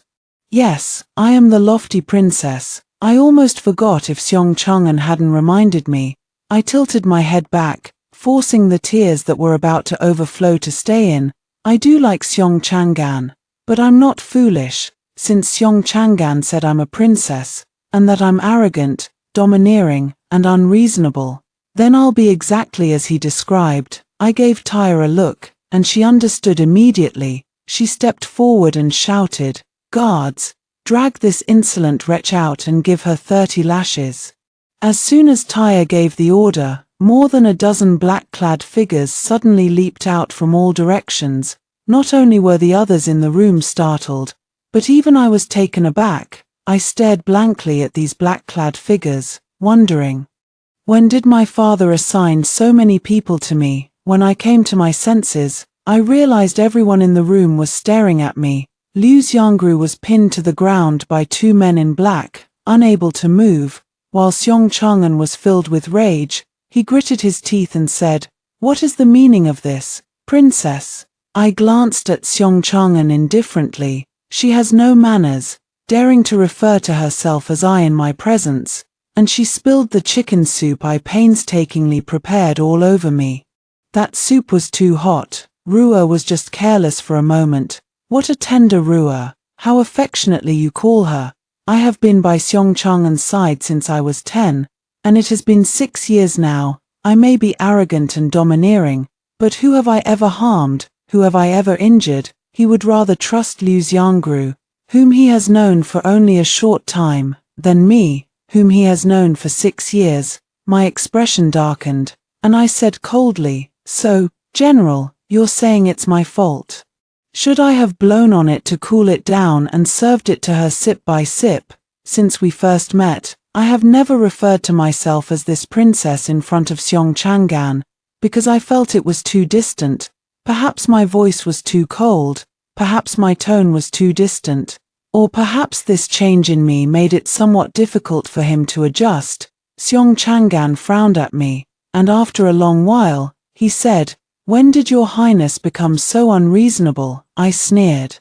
"Didn't the general say that this princess has always been unreasonable? So it's not that this princess has become unreasonable, but that the general has become foolish, unable to see through such a petty trick." Seong-Chang'an's face turned pale and then flushed with anger as I spoke. Clenching his fists in silent fury, ignoring Seong-Chang'an's rage, I walked to the table, sat on the stool, and put on airs as I said to him, "General, could you serve this princess a bowl of soup?" Seong-Chang'an was very reluctant, but I was putting on airs. At that moment, I was the ruler, and he was the subject, so he had no choice but to comply. He served the soup and brought it to me, but I did not take it for a long time, only looking at him with a mocking gaze. I used to think Seong-Chang'an was the most handsome man in all of Dong'an. I liked his face, especially those soulful peach blossom eyes of his, which seemed like bewitching creatures that could captivate hearts. Every time I looked at them, my mind would sway. Now, seeing him up close like this, I realize I must have been blind. He's not even as good-looking as this masked man in black beside me. I turned to look at the man in black. "What's your name?" The man in black was taken aback for a moment, then replied respectfully, "This humble servant is Ying." While chatting idly with Ying, I observed the expression on Seong-Chang'an's face. Seong-Chang'an had never been so blatantly ignored before, and he was instantly furious, his face turning livid with anger. Just as he was so enraged that he was about to slam the bowl down, I asked him, "General, do you find it too hot?" Seong-Chang'an did not respond. His livid face instantly turned deathly pale as he stared at the soup bowl in his hand. Lost in thought, I sneered and reached out to take the soup bowl from his hand. Coming back to his senses, he hurriedly handed it to me, but before I could even touch the rim, I let out an exaggerated cry. "Ah, it's so hot." I imitated Liu Xiangru's manner and slapped the soup bowl out of Seong-Chang'an's hand. Though I used a bit too much force, causing the entire bowl of soup to spill all over his face. I was extremely satisfied with his disheveled appearance. Seong Chang-an stared at me wide-eyed. I stood up and straightened my clothes, speaking calmly. Although the general is a military officer, everyone in the court praises your intelligence and wisdom. Your ability to see through things. Someone as clever as you should already know the truth without me having to say more, shouldn't you? I glanced at Liu Xiangru, who was pinned to the ground and unable to move, then added, if I truly wanted to harm her, as the general said, I am arrogant and domineering. With such a temperament, do you think I would do something so simple? At the very least, there should be bloodshed that would be truly satisfying, wouldn't it? Watching Seong Chang-an's face grow increasingly pale, I felt a wave of satisfaction. I turned to glance at Dower, who shouted sternly, hurry up and drag her away. Two men in black, one on each side, grabbed Liu Xiangru by the arms and began dragging her out. Seeing that I was serious, Liu Xiangru finally grew afraid, her face turned pale, and her entire body trembled, but she did not beg for mercy from me. This is something I had anticipated. She struggled to break free. But no matter how hard she tried, she couldn't escape. With tears in her eyes, she turned to Seong Chang-an for help. Her pitiful appearance was enough to make even me, a woman, feel heartbroken, let alone Seong Chang-an, who was a man. Just as Liu Xiangru was about to be dragged away, Seong Chang-an reluctantly knelt down. Please, Your Highness, spare Ruer. Although Seong Chang-an was ostensibly begging me to spare Liu Xiangru, his tone carried no sense of pleading. It sounded more like a command. However, I didn't mind much. He didn't sound like he was begging, and I had no intention of letting Liu Xiangru go. I said, what if I refuse? What can you do to me, General? In the past, even if Seong Chang-an upset me, as long as he showed the slightest hint of weakness, I would have gone to great lengths to fetch the stars from the sky for him. But this time was different. Not only did I not satisfy him, but I also provoked him with my words. When had I ever treated him like this before? He looked at me in disbelief. After a while, seeing that I had no intention of compromising, he could only sigh helplessly and say, then let me take the punishment for Ruer. This is my fiancé. After half a year apart, he has just returned. And not only has he humiliated me for the sake of another woman, but his words also show great intimacy with her. Now he even wants to take her punishment for her. Truly, times have changed. The deep affection of the past has turned into a huge joke. I nodded. Since Miss Liu is the General's future wife, and considering the General's deep affection, I will grant this request. However, I originally intended to give Miss Liu 30 lashes out of pity for her delicate constitution as a woman. Now that the General wishes to take her punishment, it should be at least 100 lashes to show sincerity. Don't you agree, General? I smiled and met Seong Chang-an's astonished gaze. Seeing his nearly ashen face, I knew he had been gambling, betting that I would soften. Unfortunately, he gambled wrong. If I let them go today, once this matter spreads, it will be my father and mother's faces that are lost. I do like him, but that doesn't mean I have no bottom line. I may be foolish, but I'm not stupid, and certainly not naive. Since he's so eager to take the punishment for Liu Xiangru, then I'll let him take it to the fullest. I gave Seong Chang-an no chance to reconsider, and immediately ordered, guards, take the General away for punishment. With that, I led Dower out. As I passed by Liu Xiangru, I suddenly remembered her words. What does being a princess matter, in the end? You'll still be defeated by me. She was challenging me. I truly wonder who gave her the courage, who gave her the confidence, but to dare speak so arrogantly in front of me. I respect her for being a tough one. Since she wants to play, I'll gladly keep her company. I whispered in Liu Xiangru's ear, Miss Liu, I'm looking forward to seeing how you perform from now on. When I went to see Seong Chang-an, I was wearing this lake blue dress he gave me half a year ago. He said he hoped I would wear it to meet him on the day of his return. I waited for him day and night for half a year, and finally, when he returned, I happily wore the dress to see him, only to be met with such a situation. Back at the palace, I cut up the dress and lay on the bed, crying my heart out. Dower stood helplessly by the bedside, wanting to comfort me but not knowing how. I still remember that year when I was 10. I sneaked out of the palace with Dower and encountered Seong-changan, who played the hero saving the beauty. His gentle smile was like a spring breeze, and the scene was just like the stories in the books, so beautiful it made one's heart tremble. Although the person he saved wasn't me, I was still moved and captivated by it. But by the time I came to my senses, he had already disappeared without a trace, and I was sad about it for a long time.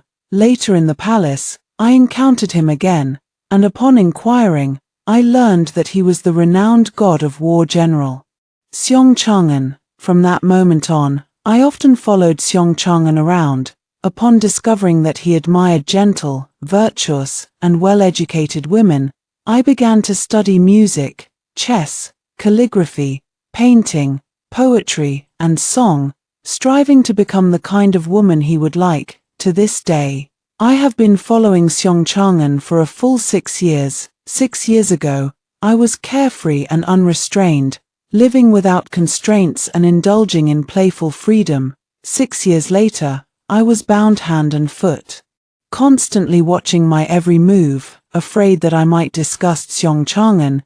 It felt as if I were trapped in a cage, with no freedom at all. It was truly suffocating and unbearable. But who could blame me? I was the one who liked Seong-changan, so I accepted the suffocation and pain. I just never imagined that he would treat me this way for Liu Xiangru. Liu Xiangru was someone they encountered on their way back. Seeing her pitiful state, they brought her along, but I find it strange. According to what they said, they had only found Liu Xiangru less than 10 days ago, and during those 10 days, Seong-changan had very little contact with her. How could he suddenly become so deeply infatuated with her? I couldn't figure it out no matter how hard I thought, but even though I couldn't understand, the situation was already like this. Matters of the heart are the hardest to force. Since Seong-changan doesn't want me, then I don't want him either. Seong-changan was right. Because I was the child my father and mother had eagerly awaited, they doted on me excessively, which led to me becoming somewhat arrogant and domineering, taking advantage of their favor. However, I have always only bullied those wealthy and official children who abused their power and committed all kinds of evil deeds, never harming the innocent. I have known Seong-changan for 6 years, yet he not only fails to understand me at all but also uses this matter to slander me, making me seem utterly worthless. All hearts are made of flesh, but Seong-changan has no heart. When have I ever suffered such humiliation? In that moment, all the sadness welled up inside me, and tears began to flow uncontrollably. However, Taya misunderstood my meaning, thinking I was crying because I couldn't let go of Seong-changan. With reddened eyes, she knelt by the bed, saying, "Princess, I'll go kill that wretch right now and bring the general back." Looking at Taya's earnest face, I laughed through my tears. "What nonsense are you talking, you silly girl? Your princess has suffered such a great humiliation and endured such injustice. Can't I even cry a little?" Taya was taken aback for a moment, then asked uncertainly, "So, you're not crying because you can't let go of the general?" I wiped away my tears and said in a huff, "I'm not that kind of person who can't let go. If I still liked him after the way he treated me, I'd be a fool. Besides, anything that can be taken away was never worth having in the first place, and I don't care for it." As the prospective son-in-law of the emperor, Seong-changan had won a brilliant and decisive victory, which delighted my father immensely. He held the most magnificent victory banquet in history, though it seemed the celebration wasn't entirely successful. In a fit of anger, my father ordered Seong-changan to be given 20 strokes with a heavy rod. All because he wanted to break off our engagement. Back when I told my father that I liked Seong-changan and wanted to marry him, although he doted on me, He never liked to force anyone's hand. Before issuing the marriage decree, my father privately asked Seong Changan for his opinion, and at that time, Seong Changan nodded in agreement. Only then did my father grant the marriage. Now, however, he wants to break off the engagement for the sake of a woman of unknown origin. How much my father loves me and how fiercely protective he is of his own is known throughout Dongan. Moreover, Seong Changan brought up the matter of breaking the engagement at the victory banquet my father had specially arranged for him, in front of so many people. Not only did this damage my reputation, but it also embarrassed my father and openly challenged the dignity of the royal family. If it weren't for the fact that the emperor considered Seong Changan's hard work and contributions and chose not to pursue the matter, it would not have been excessive to have him beheaded. I thought Seong Changan was truly as clever and wise as everyone said, but now it seems he is utterly foolish. The matter of the broken engagement ended with Seong Changan being caned by the emperor, and after that, no one mentioned it again. The issue was simply left unresolved. Because of the broken engagement, the emperor was furious and ordered that no one was to bring Liu Xiangru into the palace. Unable to enter the palace, she tried every possible means to send me messages, asking me to come out and see her. I knew exactly why she wanted to see me, since my father refused to relent on the matter of breaking off the engagement. She had no choice but to turn to me. I couldn't help but sneer inwardly. When she had declared that I was her defeated opponent, I had thought she was truly formidable. Yet now, she couldn't even make it into the palace. I had held such high expectations for her, but it all turned out to be rather dull. Seong Changan's heart was not with me. No matter how much I liked him, I would never marry him. However, I was in no hurry to break off the engagement. I wanted to see what methods Liu Xiangru would use to make me do it. However, before Liu Xiangru arrived, it was Seong Changan who came instead. That day, after paying my respects to my father and mother, I spotted Seong Changan standing under a tree not far away at a glance. In truth, Seong Changan is also a pitiable soul. His mother died during childbirth, and the former general, his father, went off to battle when he was 13 and never returned. At such a young age, he had to shoulder the responsibilities of the entire general's household, and his journey has truly been a difficult one.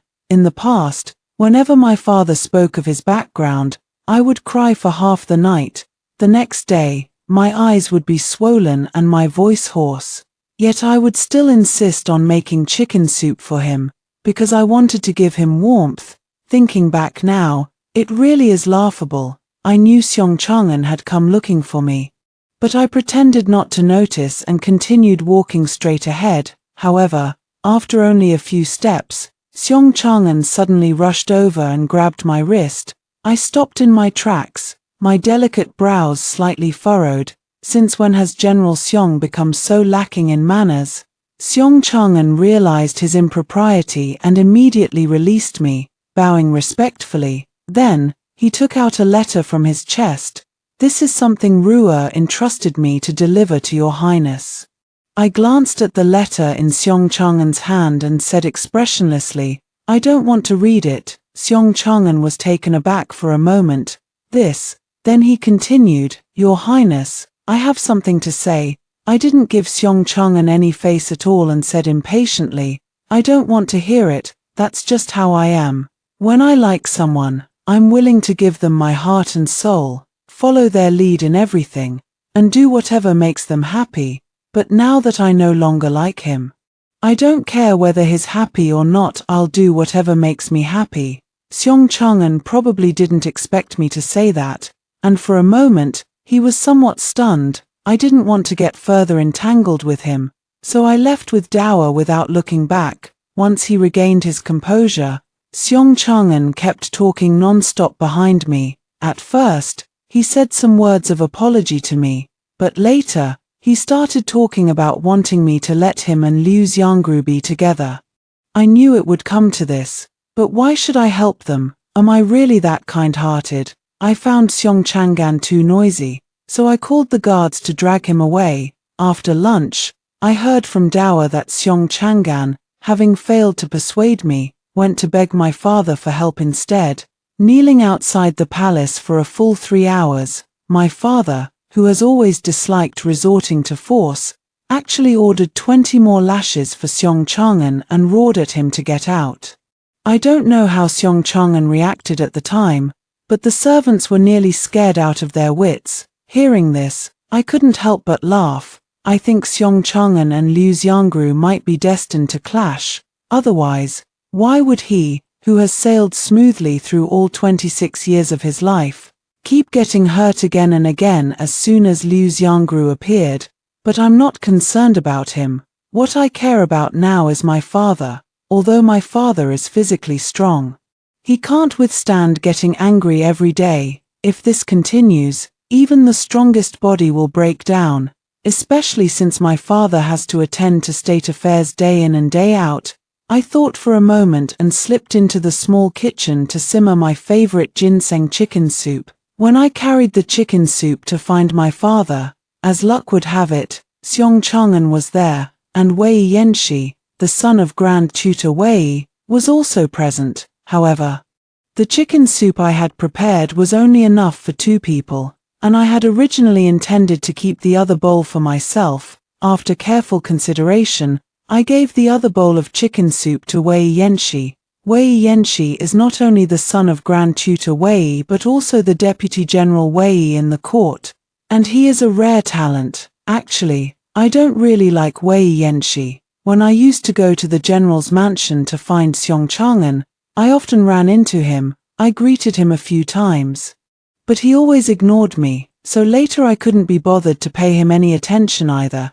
But now, compared to Wei Yanxi, I dislike Seong Changan even more, so I gave the chicken soup to Wei Yanxi. As for Seong Changan, he can just watch. My father happily drank the chicken soup. Wei Yanxi held the bowl thoughtfully, while Seong Changan, whom I completely ignored, looked displeased, frowning tightly, and his gaze toward me held a hint of resentment. I pretended not to have seen it, only urging Wei Yanxi to quickly drink the chicken soup. In the past, all my thoughts were on Seong Changan, believing he was the most handsome man in the world, unmatched by anyone. But today, upon closer inspection, Wei Yanxi is clearly more handsome than Seong Changan, and not just by a little, by thousands, even millions of times. Under my gaze, Wei Yanxi finished the bowl of chicken soup. I asked with some anticipation, "How is it? Is it delicious?" He nodded, "It's delicious, but..." Seeing Wei Yanxi hesitate to speak, I asked curiously, "But what?" I dare not say, for fear of angering the princess. "Deputy General Wei, speak freely. I grant you immunity." Wei Yanxi thought for a moment. "Although the princess's chicken soup is delicious, the cook in my household is even better." I was taken aback. Wei Yanxi was the first person to ever say that the chicken soup I made wasn't as good as someone else's. Although I was a bit unhappy, I was even more curious. How delicious must the chicken soup made by the cook in the Wei household be for Wei Yanxi to dare say such a thing? I grabbed Wei Yanxi's hand excitedly and said, "Deputy General Wei, may I go to your residence to taste the chicken soup made by your cook? I've loved chicken soup since I was a child. I think it's the most delicious thing in the world, and nothing can compare to it. Now that I've encountered chicken soup that's even better than mine, how could I not be excited?" But it seemed no one could understand my excitement except for my father. Seong Changan stared intently at me and Wei Yanxi, covering his mouth with his hand as he coughed lightly. I knew he was doing this to get my attention, but I was determined not to give him what he wanted. Wei Yanxi lowered his head without saying a word.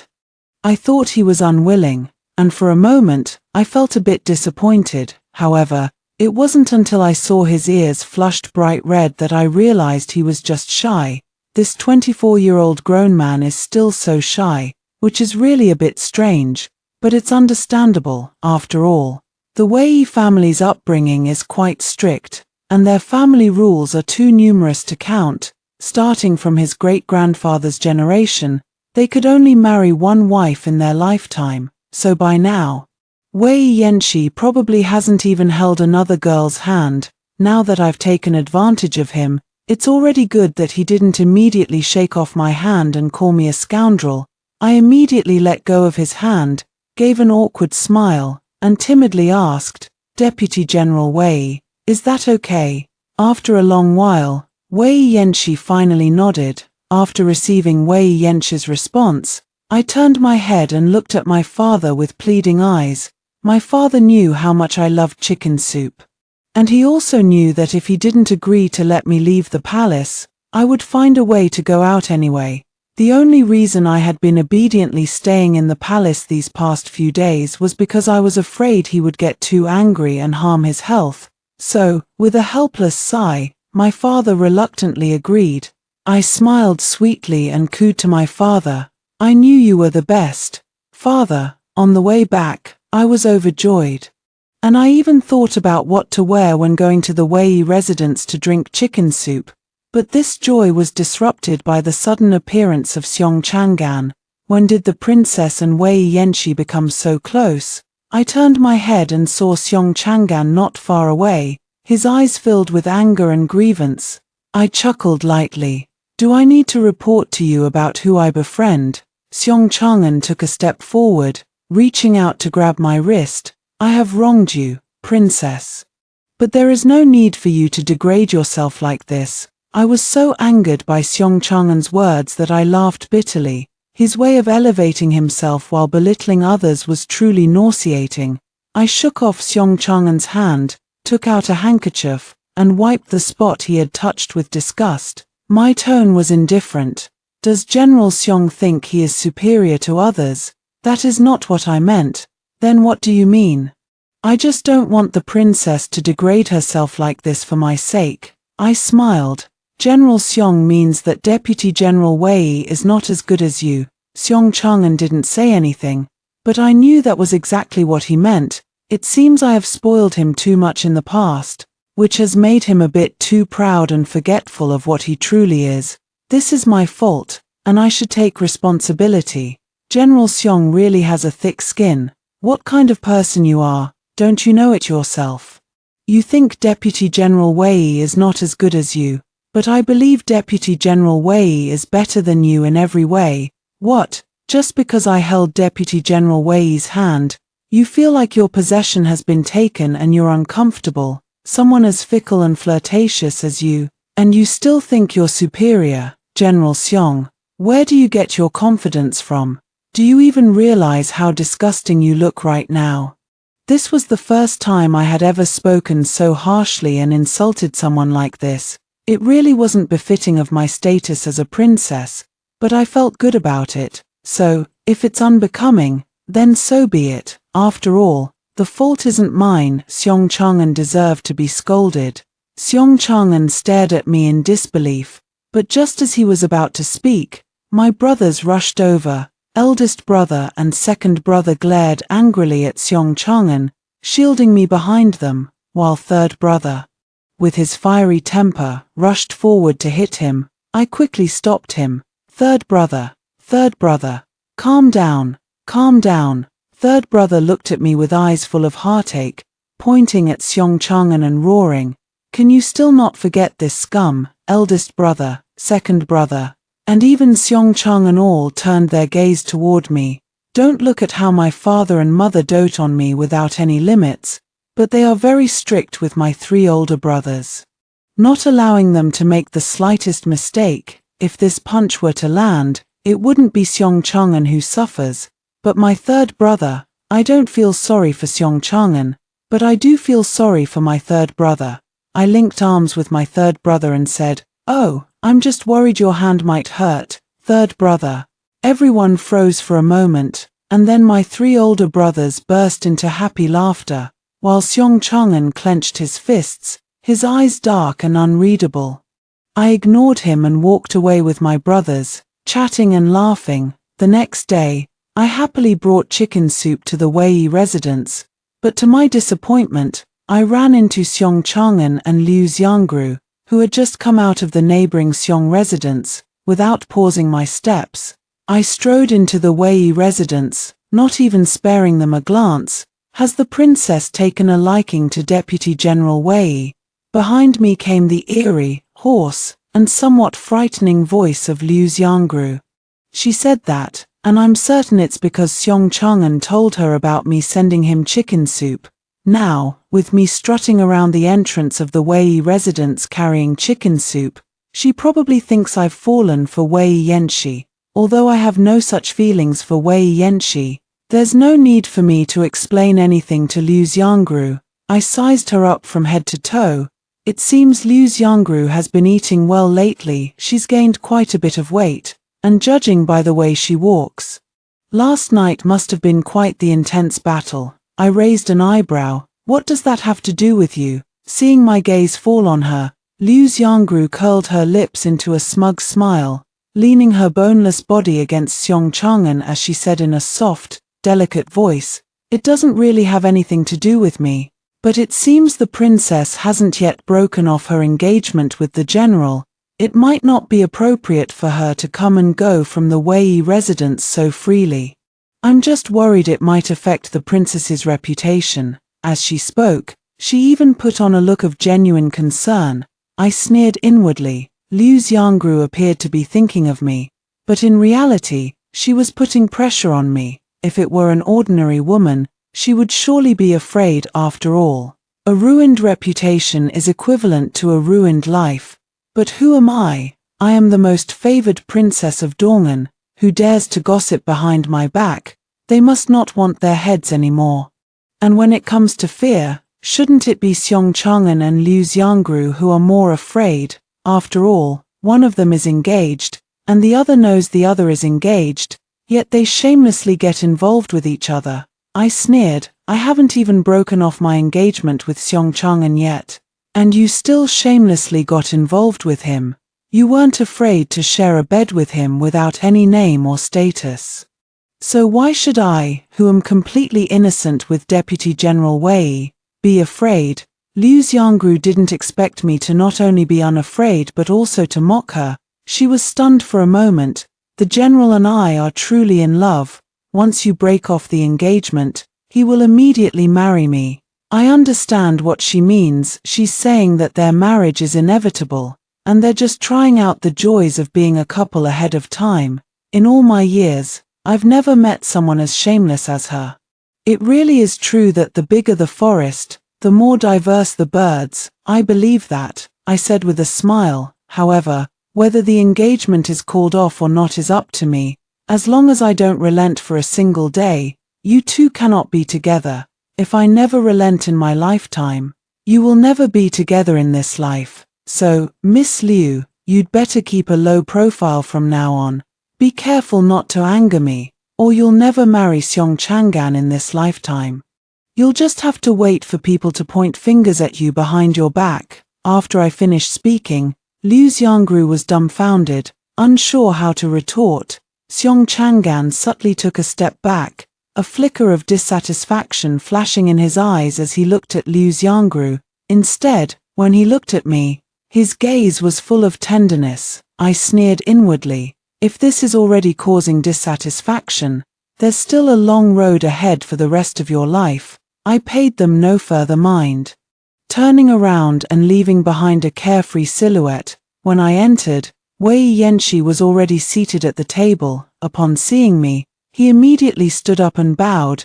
"Your humble servant pays respects to the princess." I nodded with a smile.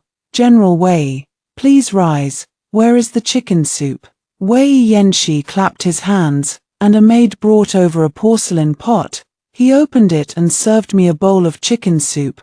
The aroma of the chicken soup was exceptionally rich. I quickly took a sip, and my eyes instantly widened. Wei Yanxi had said the cook's chicken soup was slightly better than mine, but this wasn't just slightly better, it was far superior.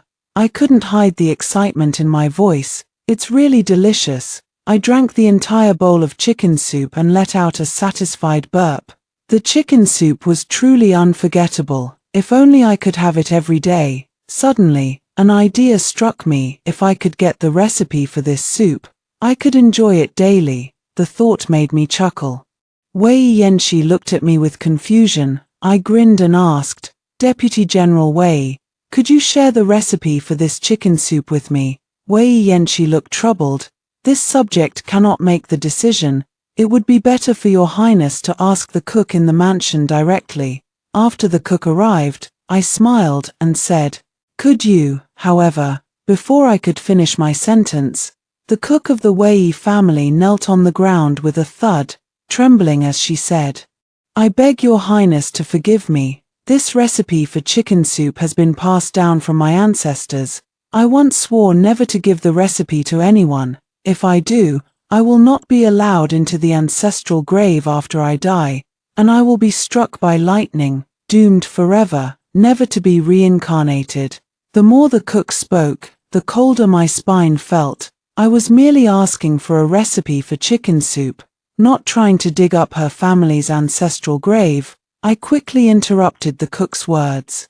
All right, I won't ask for the recipe anymore. You may leave. The cook stood up and rushed out as if fleeing. Only after the cook had disappeared from sight did I realize something was off. I hadn't even finished speaking. How did she know I wanted the recipe for chicken soup? But just then, Wei Yanxi interrupted my thoughts. If your highness wishes to drink it, I am always welcome. I gathered my thoughts and nodded. There was no other way. In exchange, I also brought some chicken soup I had made myself. I took out a bowl, poured a serving, and handed it to Wei Yanxi. But just as Wei Yanxi was about to take the bowl from my hands, a hand suddenly reached between us. I watched helplessly as the chicken soup was taken away by that hand. Wei Yanxi and I both turned to look at the same time. The newcomer was Xiong Chang'an. Xiong Chang'an looked at me, his eyes filled with the same tenderness as before. Seeing him like this, I only felt annoyed. General Xiong, instead of accompanying Miss Liu, what brings you to the Wei residence? He said. Something suddenly came up, so I couldn't go. I frowned at him, my tone displeased.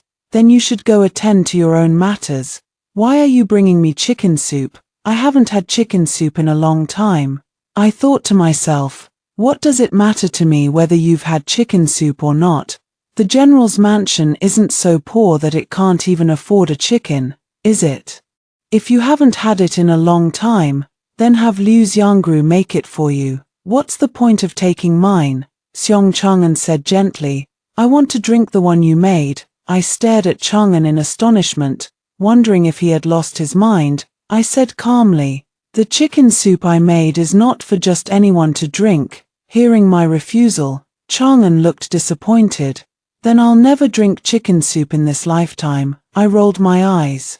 Then you'd better not drink it for the rest of your life. Also, General Xiong, please pay attention to etiquette from now on. Do not disregard the distinction between superior and subordinate. This time, I will let it slide out of consideration for our past relationship. But if it happens again, don't blame me for turning my back on you. After saying that, I snatched the bowl from Xiong Chang'an's hands and threw it away. Bowl and chicken soup together. Xiong Chang'an was stunned. His lips tightly pressed together, looking at me with a sense of grievance. I ignored Xiong Chang'an, took out another bowl, poured a bowl of chicken soup, and handed it to Wei Yanxi. Wei Yanxi took the bowl and took a sip.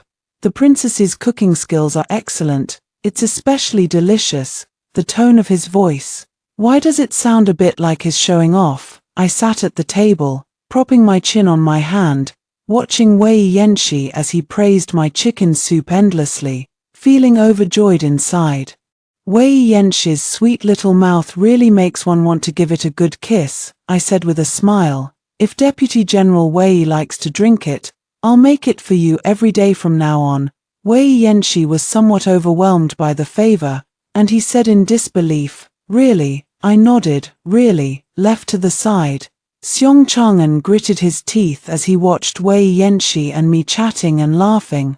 After a while, seeing that neither of us had any intention of paying him any attention, he angrily stormed off, his sleeves flapping. Since I went to the Wei residence every day, my relationship with Wei Yanxi grew better and better. Setting aside the fact that he used to ignore me, Wei Yanxi was actually quite a decent person.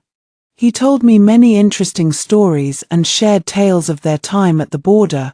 He said that if it weren't for Liu Lin giving Xiong Chang'an advice, they wouldn't have returned so soon. It might have taken another year or so. And this Liu Lin was none other than Liu Xiangru. She had disguised herself as a man and infiltrated the military camp, hiding her identity so well that no one had discovered her. Before that, she had been living with Xiong Chang'an as his military strategist. Wei Yanxi spoke while observing my reaction. I think he was probably afraid I would be upset. I really wasn't upset at all, but it seemed no one believed me. However, Wei Yanxi did clear up my confusion. It turned out that Xiong Chang'an and Liu Xiangru had been together for half a year already. No wonder he wanted to break off the engagement as soon as he returned. This should be what they call affection growing over time. In a few days, it will be the Empress's 100 Flowers banquet, which is also her birthday. Although the Empress Dowager never celebrates her birthday, we still prepare birthday gifts for her. The Empress Dowager once tried the wontons from East Street and has been longing for that taste ever since she cannot leave the palace, and bringing the wontons back would ruin their flavor.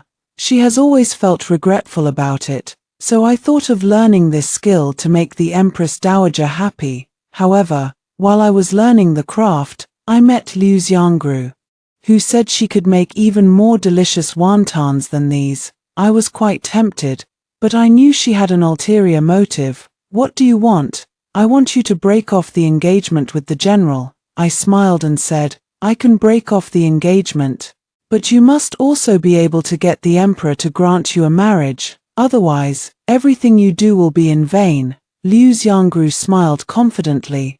I have my own way, as long as you agree to break off the engagement. I will teach you how to make wontons. I nodded. All right. For 3 whole days, I left early and returned late, learning how to make wontons from Liu Xiangru. The wontons Liu Xiangru taught me to make were indeed more delicious than the ones from the shop on East Street, and I was quite satisfied. Before returning to the palace, Liu Xiangru said, Your Highness, please don't forget the agreement between us. I replied, Don't worry, once I give my word, I never go back on it. Since I've promised you, I will certainly keep my word, but you must also remember what you said. Give me a pleasant surprise. Liu Xiangru looked at me and nodded, her eyes filled with confidence. After that, I spent all my time helping the Empress Dowager prepare the 100 Flowers banquet. Combined with the days I spent learning to make wontons with Liu Xiangru, I hadn't visited the Wei residence to drink chicken soup for 6 consecutive days. During this time, I craved that chicken soup so much that I could hardly eat anything, and I ended up losing quite a bit of weight. Some people even misunderstood, saying I was pining away for Chang'an. Though it sounds ridiculous, I didn't refute it because it was actually beneficial for what I planned to do next. The Empress Dowager's flower banquet has always been dull, nothing but dancing, playing the zither, singing, reciting poetry, and composing couplets. I have no interest in it at all and am unwilling to attend. However, I couldn't resist the Empress Dowager's enthusiasm. A few days before the flower banquet, she was afraid I wouldn't go and came to my palace every day. My dear Yue, won't you keep your mother company? Yue, are you really going to leave? Yue, look, all those ministers and their wives have their children by their side. Do you really want your mother to be pitiful and all alone? I sighed helplessly. But father and my brothers are here to keep you company. Mother hugged my arm and pleaded earnestly. Yue, my dear Yue, please, I'm begging you, won't you stay? It is said that the Empress is the model for the entire harem, and her behavior must be dignified and graceful, without any flaws. As I watched my mother, who was holding me and acting spoiled and unruly, completely disregarding her image, I couldn't help but feel a bit helpless. Why is my mother so different?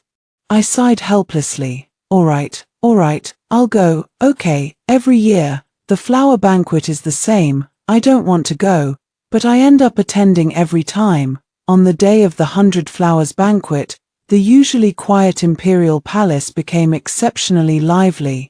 With court officials and their families hurrying to the imperial garden, I found the noise bothersome, so I waited until the banquet was about to begin before heading to the imperial garden. On the way, I encountered a man with a peculiar, limping gait. His back looked very familiar, but I knew almost all the court officials, and I couldn't recall anyone with a limp. I asked Dower, "Who is that man ahead?" Dower looked carefully and said, "Deputy General Wei." After Tyre finished speaking, I frowned slightly. He seemed fine just a few days ago. How could he? Tyre seemed to read my mind and quietly explained to me, "I heard that a few days ago, Deputy General Wei accidentally broke General Xiong's treasured jade pendant."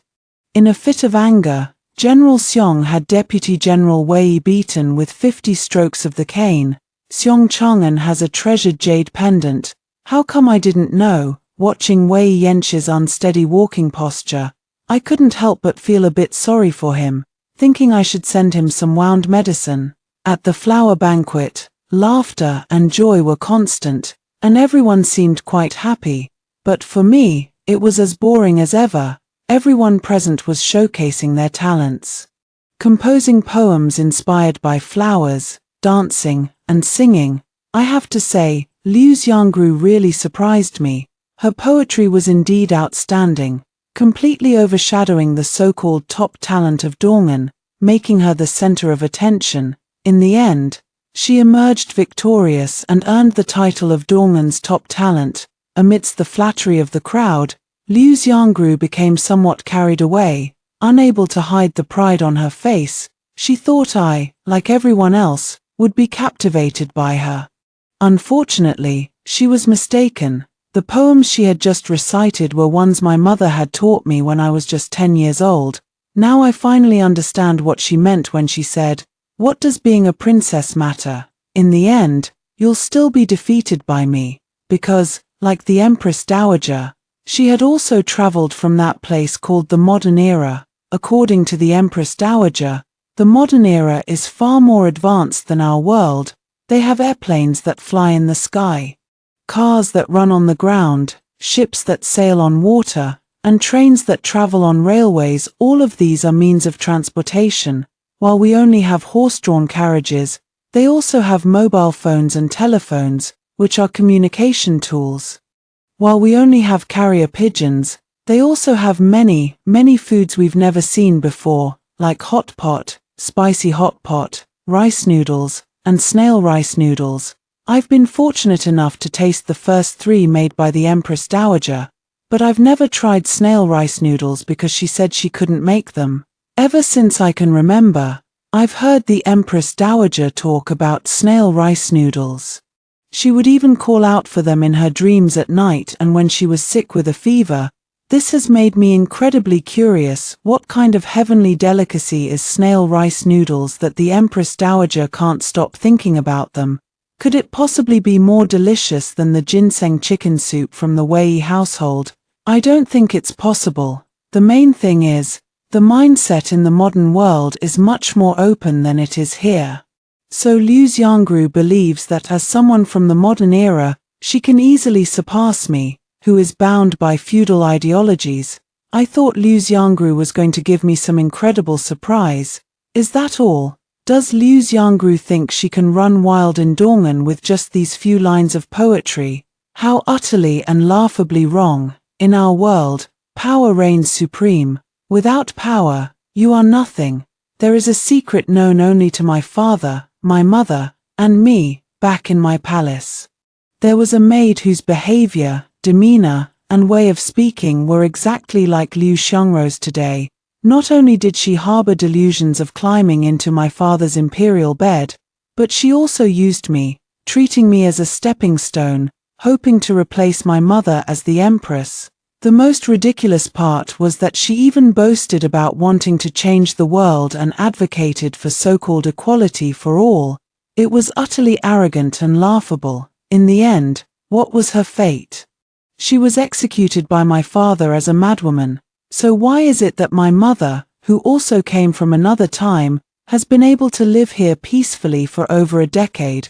Because my mother followed the rules of this world, striving to adapt to its way of survival and to fit into life here, rather than arrogantly dreaming of changing it. Moreover, the fact that my mother had crossed over from another world was known only to the two of us.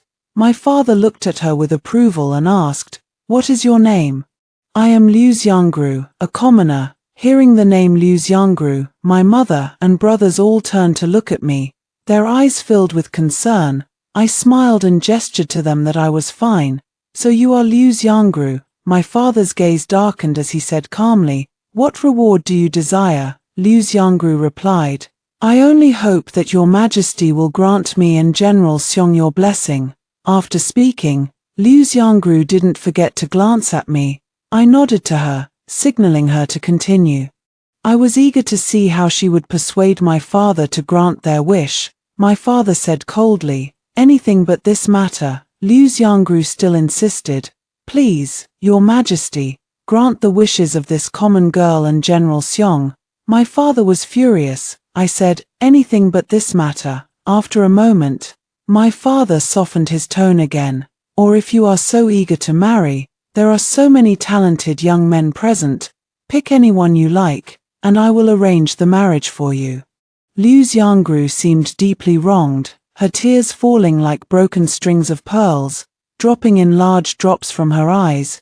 She cried out pitifully, "In this lifetime, I will marry no one but General Xiong."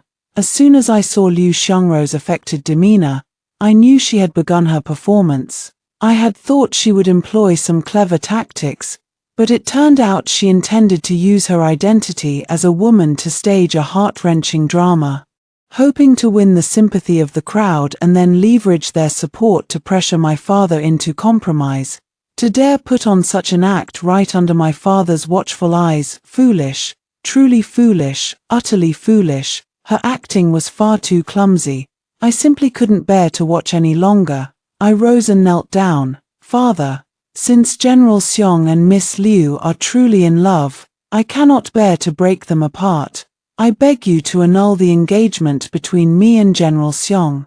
Everyone turned their gaze toward me, their eyes filled with approval, pity, regret, and some who hadn't seen me in a long time noticed how much thinner I had become, whispering to those beside them, "Why has the princess become so thin? What else could it be? It's all because of Xiong Chang'an. The princess is truly pitiful.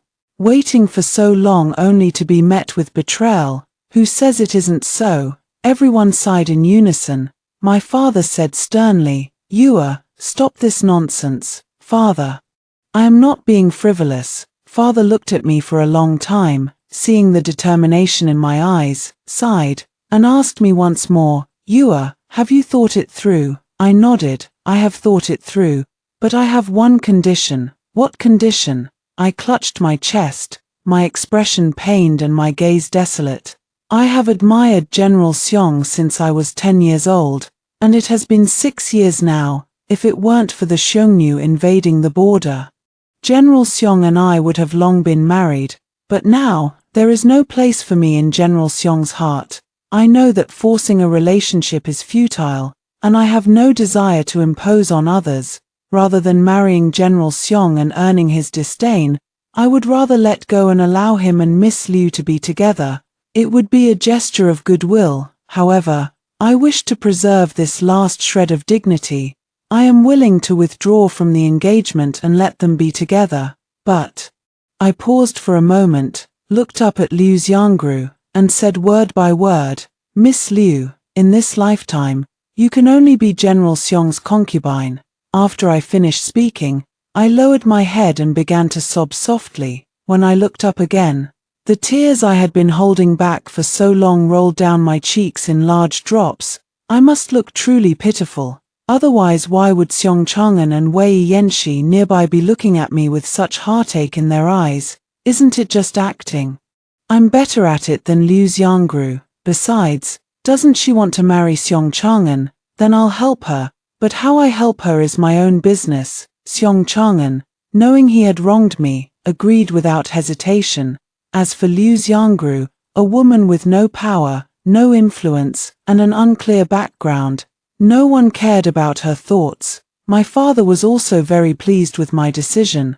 I approve. I turned my head to look at Liu Xiangru, only to see her slumped there with a pale face. Her gaze at me filled with disbelief. It seems things didn't turn out as she imagined, but that's exactly what I wanted. She humiliated me and still expects me to easily grant them their wish. How laughable. I am not a bodhisattva, nor do I possess the great compassion of one. I was in an excellent mood until the end of the banquet, though it was a pity that I didn't get to speak a single word with Wei Yanxi all day.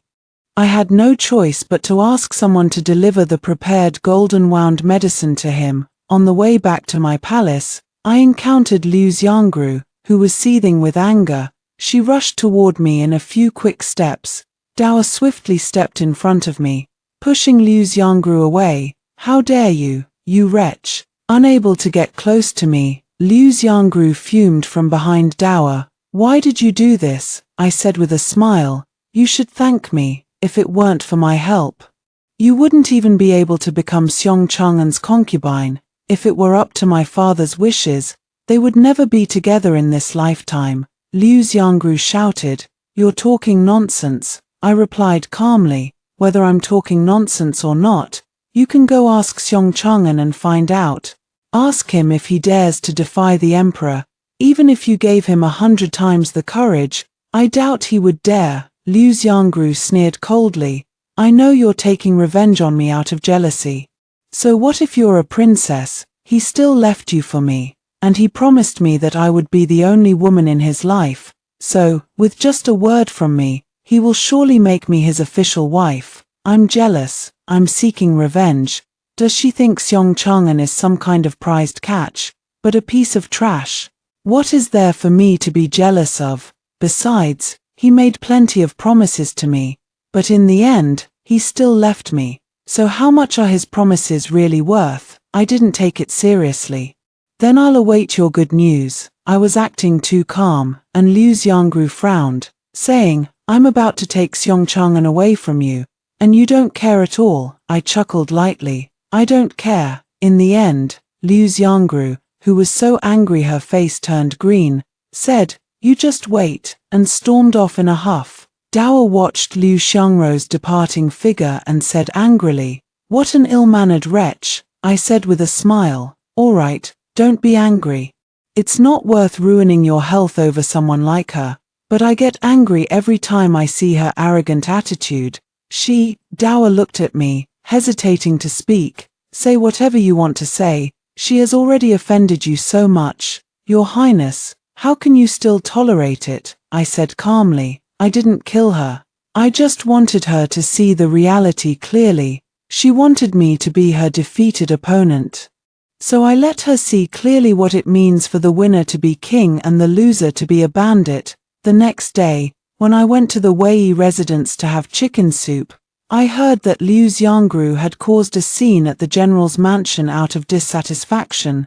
Xiong Chang'an, unable to endure Liu Xiangru's unreasonable pestering, had run away from home. Everyone in the general's mansion was mobilized to search for Xiong Chang'an, and the commotion was so great that even my father, the emperor, was alarmed. Xiong Chang'an was eventually found at the Yihong Tower on South Street.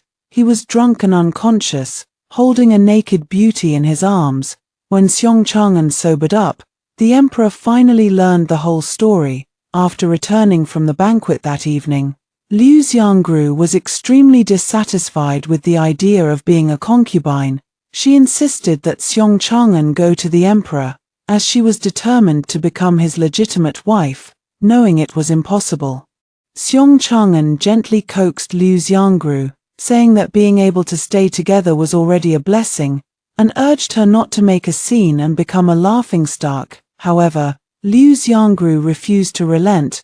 Not only did she throw a tantrum and slap Xiong Chang'an, but she also called him incompetent and a coward, shouting at him to get out. Seong Chang-un is an extremely competitive person who always strives to outdo others in everything he does, ever since our engagement. He has been placed on a pedestal by everyone. Now, not only has he been slapped by Liu Xiangru, but he has also been called incompetent and a coward. If Liu Xiangru were a man, Seong Chang-un would have likely killed him several times. That looked like an inner garment. His expression was strange, and his eyes kept darting away, avoiding my gaze. I wondered, what guilty thing had he done? The next second, I suddenly realized something was off. Wasn't he wearing his inner garment? Then whose inner garment was on his stick? I looked down and saw that I was wearing Wei Yanxi's outer robe, the collar wide open, revealing a red undergarment so bright it was almost blinding. I quickly pulled the robe tighter, my cheeks burning with shame at the thought of Wei Yanxi seeing me exposed. Only when the heat in my face had faded did I look up at Wei Yanxi again, and I immediately noticed the wound at the corner of his left lip. What happened to your mouth? Wei Yanxi, who was drying clothes by the fire, suddenly jerked his hand, nearly dropping the garment hanging on the stick into the flames. Wei Yanxi ignored me, but his ears flushed red, the redness spreading all the way down to the base of his neck. After a long while, Wei Yanxi felt the clothes on the stick. They seemed dry. He stood up, walked over, and handed them to me, but then thought better of it and took them back, asking, "Can the princess dress herself?" I thought to myself, "What's the big deal?" and nodded. He placed the clothes beside me and went out. However, I clearly overestimated myself. At the moment, I could barely even sit up, let alone get dressed. The slightest movement tugged at the wound on my back, causing such intense pain that I broke out in a cold sweat. After a quarter of an hour, Wei Yanxi came in. Seeing the clothes still neatly placed beside me, he asked, "Princess, why aren't you dressed?" I looked troubled. "The wound hurts, I can't put it on." Wei Yanxi walked over and carefully helped me sit up. He closed his eyes as he removed my outer garment. When putting on the inner garment, his fingertips brushed against my bare arm. Both of us froze at the same time, our bodies stiff and not daring to move. It took a long time before he finally helped me put on the inner garment, then fumbled to pick up my outer garment and dressed me in it. Once dressed, his face was completely flushed, and honestly, I wasn't much better off. After Wei Yanxi finished changing my clothes, he stood up and turned to leave. I grabbed his sleeve, and that move nearly cost me half my life. I felt like my wound had probably split open again. It really hurt. Wei Yanxi looked at me with confusion. "What's wrong, Princess?" I didn't even know why I had grabbed him. But by the time I realized it, it was already done. I thought for a moment and said, "Thank you." Wei Yanxi was taken aback. "There's no need for thanks, Your Highness. This is my duty." I nodded and released his sleeve. However, Wei Yanxi was standing sideways while I was seated, so as I withdrew my gaze, I caught sight of something I shouldn't have seen. He noticed my gaze, blushed, covered his lower body, and ran out. It was nearly an hour before he returned. After that incident, no matter what we did, it felt awkward, and within that awkwardness, there was a hint of ambiguity. Even a brief moment of eye contact seemed to spark with crackling electricity.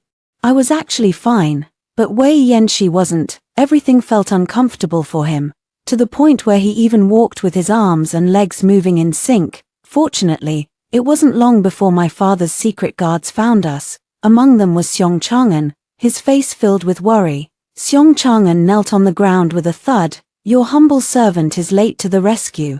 I beg for your highness's forgiveness." I didn't pay attention to Seong Chang-un, but instead asked the guard beside me, "Has Dao been found?" "She has been found." "How is she?" She was a bit frightened, but she's fine. Hearing that Dao was fine, I let out a long sigh of relief.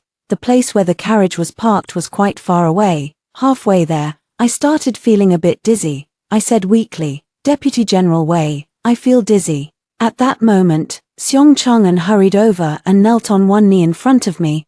I lowered my gaze to look at Seong Chang-un's back and said calmly, "General Seong, please rise. I have no need for this. I didn't need it before, and I need it even less now." Seong Chang-un froze in place. After a long moment, he stood up and stepped aside, lowering his head in silence. Seeing this, Wei Yanxi said, "My apologies, then scooped me up in his arms and carried me toward the carriage. I never knew that Wei Yanxi, who is usually calm and indifferent, could be so easily shy, repeatedly blushing at the tips of his ears in front of me. I shook my head with a smile. But when I turned around, I met Xiong Chang'an's gaze behind me. His fists were clenched tightly, and his eyes were filled with sorrow. I sneered inwardly, wondering who he was putting on this act for now. Since Wei Yanxi was injured because of me, I let him ride in the carriage with me. As soon as I got into the carriage, drowsiness washed over me, and I desperately wanted to sleep, but that scorching gaze unsettled my mind. Wei Yanxi didn't expect me to suddenly open my eyes, caught off guard. His gaze met mine. In his evasive gaze, I saw admiration and inner conflict. I asked him, "Does Deputy General Wei have feelings for me?" Wei Yanxi's body stiffened, and just as he was about to speak, I interrupted him. "I despise deception the most, so think carefully before you answer." He hesitated for a moment and replied softly, "Yes." After saying this, his ears turned red once again. I smiled and said, "Then I'll give you a chance to like me, actually." When I was drinking chicken soup at the Wei residence, I noticed Wei Yanxi's unusual behavior. He kept stealing glances at me, but I was afraid of misunderstanding, so I pretended not to notice. And before, when Liu Xiangru framed me, he risked his life to help me. I also thought he might like me. But just now, I confirmed that he really does like me. Actually, after spending this time together, I've realized that I seem to really like Wei Yanxi, so I'm willing to give him this chance. I refused to believe that one after another would betray me. Wei Yanxi stared at me in a daze, and after a long moment, he was overjoyed. "Is your highness serious?" I chuckled. "When have I ever gone back on my word?" Wei Yanxi fell to his knees with a thud at my feet, gripping my hand with some excitement as he said, "I will certainly perform well and will not disappoint the princess." I gently lifted Wei Yanxi's chin with my finger, intending to tease him a bit. But upon seeing the wound at the corner of his mouth, I asked, "What happened to your mouth?" Wei Yanxi replied shyly, "The princess bit it." At that moment, I was dumbfounded. Back at the palace, my mother held me and wept incessantly, while my brothers gathered around my bedside, their hearts aching with concern. My father, on the other hand, sat silently nearby with a deep, somber expression. Those familiar with him knew all too well that this was the precursor to his fury. There is no wall in the world that does not let wind through. No matter how meticulously Liu Xiangru had planned, my father still uncovered that she was behind the assassination attempt on me. Thinking back to the assassins, who were so determined to end my life, a wave of fear washed over me. If it hadn't been for Wei Yanxi risking his life to protect me, I would have been dead long ago. I couldn't help but wonder, how deep must Liu Xiangru's hatred for me be? But when it comes to hatred, shouldn't it be me who hates her? After all, she stole my fiancé. Even her own child was killed by her own actions. So it's not my fault at all. I really can't figure out why she has to be so difficult with me. It is often said that a woman's heart is as deep as the sea. And this statement is indeed true. The emperor issued an edict, ordering Liu Xiangru to be imprisoned in the dungeon and executed on a chosen day. In truth, the emperor could have directly executed Liu Xiangru, but since this incident endangered my life, he intended to make an example of her. Because Xiong Chang'an was completely unaware of the matter from start to finish, he was not implicated. However, the emperor, still harboring suspicions, stripped him of his military authority. It is said that emperors are inherently suspicious, and my father was no exception, especially since Xiong Chang'an repeatedly crossed his bottom line and challenged his authority because of Liu Xiangru. The reason he didn't move against Liu Xiangru earlier was because Xiong Chang'an held military power, and my father still had some reservations about him. Now that Liu Xiangru has set her sights on me, my father is truly furious. I thought that upon learning about Liu Xiangru's impending execution, Xiong Chang'an would be deeply saddened and would risk his life to plead for her.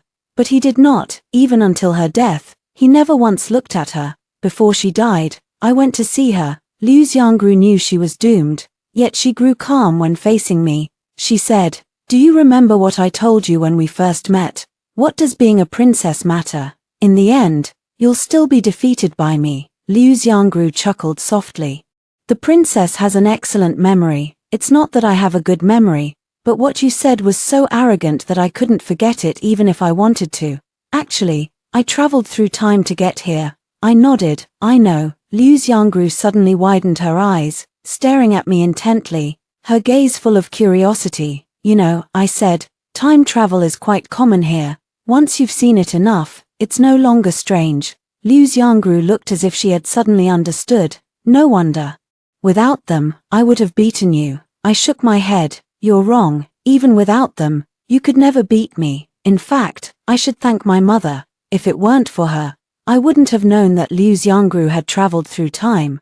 But regardless of whether I know where Liu Xiangru came from, she will never be able to defeat me. She was puzzled. Why? I said slowly. Because I am a princess. I am the most noble princess of Dong'an, the untouchable bottom line of my father and mother. As long as I remain a princess, she will never be able to defeat me. Her current fate is the best explanation. Liu Xiangru also told me that this is actually her second time transmigrating into this world. The last time she lost too, and even more miserably than now, when she opened her eyes again. She was back here. In her previous life, she loved Xiong Chang'an to the point of life and death, nearly dying for him. She thought that by taking Xiong Chang'an from me, she would surely defeat me. So she disguised herself as a man and secretly infiltrated the army, trying every way to make Xiong Chang'an fall for her. But she never expected me to be so carefree, letting go so easily, which caught her off guard. Later, she had a child. She actually thought about living a stable life like that. But every time she saw me, she remembered the events of her previous life. Unable to accept it, she used the child to frame me. What she didn't expect was that the child was so fragile and died so quickly. However, the child was gone, and I was still fine, completely unharmed. Speaking of children, Liu Xiangru finally showed a hint of vulnerability and couldn't help but shed tears. She tried to assassinate me because I pushed her to the brink of despair. She believed that only with my death could she win. She had anticipated this day might come, but unfortunately, she risked everything and still couldn't defeat me in the end. She also said she never wants to encounter me again. I asked her, is winning or losing really that important? She answered without hesitation. Yes. Then if we could start over, would you still want to beat me? She didn't say anything. But from the look in her eyes, it was clear that if given another chance, she would still make the same choice. I don't think she's brave. I think she's foolish. On the day of Liu Xiangru's execution, she didn't cry or make a fuss. I asked her if she wasn't afraid. She said, "What's the use of being afraid? I'm still going to die anyway." After hearing that, I laughed. At this moment, she was finally clear-headed, but it was too late. With the rise and fall of the blade, Liu Xiangru's brief journey through time came to an end. A few months later, no one in Dong'an remembered the woman named Liu Xiangru. And I remained the most esteemed princess of Dong'an. On the day of the Qixi festival, I pleaded with my father for a long time before he finally agreed to let me leave the palace. In previous years, I found the Qixi festival rather dull, as Xiong Chang'an was never by my side. I could only watch as others enjoyed their romantic moments. But this year's Qixi festival is no longer just me alone. I watch those couples snuggling together as if no one else is around. Only on this day do they dare to express their love so freely. Suddenly, I look forward to meeting Wei Yanxi, but as I turn around, my eyes meet his. Wei Yanxi has features as exquisite as a painting, a nose like a suspended beam, and lips as red as if painted with cinnabar. He gives me a smile, and in that moment, I am stunned. Dressed in white, he looks like an immortal who has stepped out of a painting, so beautiful it's almost dizzying. I snapped back to reality, walked over to him, and said with a smile, "You're here." Wei Yanxi's gaze was full of affection. Neither of us looked away, and the air was thick with ambiguity. However, just as Wei Yanxi and I were about to kiss, someone suddenly rushed out and knelt at my feet with a thud. I took a closer look. Wasn't this Xiong Chang'an? I asked him, "What do you mean by this?" Xiong Chang'an placed both hands on my shoes, his posture humble. His eyes red as he pleaded, "Yua, please, be kind to me." I smiled and said to him, "Get as far away from me as you can." His face turned deathly pale, and he asked me with a trembling voice, Did you ever truly love me? Hearing him say that really made me want to laugh, as if I were the one who had wronged him. But none of it matters anymore, I no longer love him. I said, no, ever since he humiliated me for Liu Xiangru that day, I've erased the past 6 years from my mind. Without those 6 years, I don't love him, so saying I don't love him is also the truth. Xiong Chang'an took out a shattered jade pendant from his chest. I recognized this pendant, it was the first gift I gave to Xiong Chang'an, but he later told me he had lost it. I took the jade pendant from Xiong Chang'an's hand. Didn't you say you lost it? It wasn't lost, it was just stolen. I asked in confusion. Stolen? Xiong Chang'an pointed angrily at Wei Yanqi beside me and said, he stole it. The jade pendant was also broken when I was fighting with him over it. I said, since it's broken, it's meaningless now, just throw it away. I raised my hand and threw the jade pendant into the lake. Xiong Chang'an stared at the lake surface for a long time. He knew I would not turn back. Once again, he knelt at my feet, his voice nearly breaking. If I could start over, I would never let you go again, I said with a smile. What ifs don't exist in this world, if they did, I would wish I had never met you. The Empress Dowager said that a dog can't change its habit of eating filth, that belated affection is cheaper than grass, and that a good horse doesn't turn back to graze on old grass. Xiong Chang'an is a dog, but I am not a horse, and I don't eat my words. I talked with Xiong Chang'an for quite a while, and Wei Yanqi felt a bit jealous. His tone was sullen. Are you done talking? I was taken aback for a moment. I'm done, although Wei Yanqi was jealous. He didn't leave me because of it. Instead, he took my hand, and when he turned back, his eyes were full of affection. He told me, I didn't steal the jade pendant, it was lost by Xiong Chang'an, and I found it. I should have returned it, but I couldn't bear to part with it. I thought this secret could be kept forever. But that day he suddenly came to my residence, saw the jade pendant in my hand, and as we struggled over it, it accidentally fell to the ground and shattered. So that's why he hit you? Wei Yanqi nodded. Yes, but I don't blame him. After all, it was my fault that the jade pendant was broken. I knew Wei Yanqi had argued with Xiong Chang'an because he couldn't bear to part with the pendant, and breaking it was not his intention. Seeing him blame himself for it made me feel deeply sorry for him. So later, I gave Wei Yanqi a whole pile of jade pendants and told him that if he broke them all, I would give him more. A month later, I donned the phoenix crown and rosy veil, and with a dowry stretching for 10 miles, I married Wei Yanqi. By the time Wei Yanqi came to lift my bridal veil, I was already dizzy with hunger. I said weakly, Wei Yanqi, I want some chicken soup. All right, I'll arrange it right away. With that, Wei Yanqi started walking out, and I grabbed him. Just have the maids arrange it. Wei Yanqi looked troubled. I asked him, what's wrong? He hesitated and wouldn't say. He only spoke up under my threats and bribes. All the chicken soup I've been drinking for so long was made by Wei Yanqi.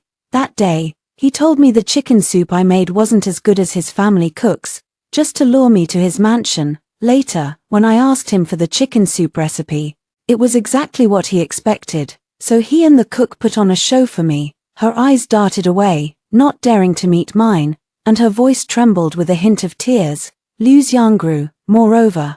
Wei Yanqi has liked me for a long time. It was when I was 11 years old and saved dower from the hands of a bully that he realized I was different from the arrogant and domineering princess in the rumors. However, at that time, my heart was entirely set on Xiong Chang'an, so he could only bury his true feelings. Ignoring me was just his way of not giving himself hope. It turns out Wei Yanqi had his sights set on me long ago. I was overjoyed. Feeling as sweet as if my heart had been coated in honey, after drinking the chicken soup and entering the bridal chamber, I lay drenched in sweat on Wei Yanqi's chest and asked him, will you ever betray me in the future, just like Xiong Chang'an did? Although I have a big heart, experiencing something like this once is enough. I don't want to go through it a second time. Wei Yanqi said, the day I betray you will be the day I die. I laughed. Then your life belongs to me.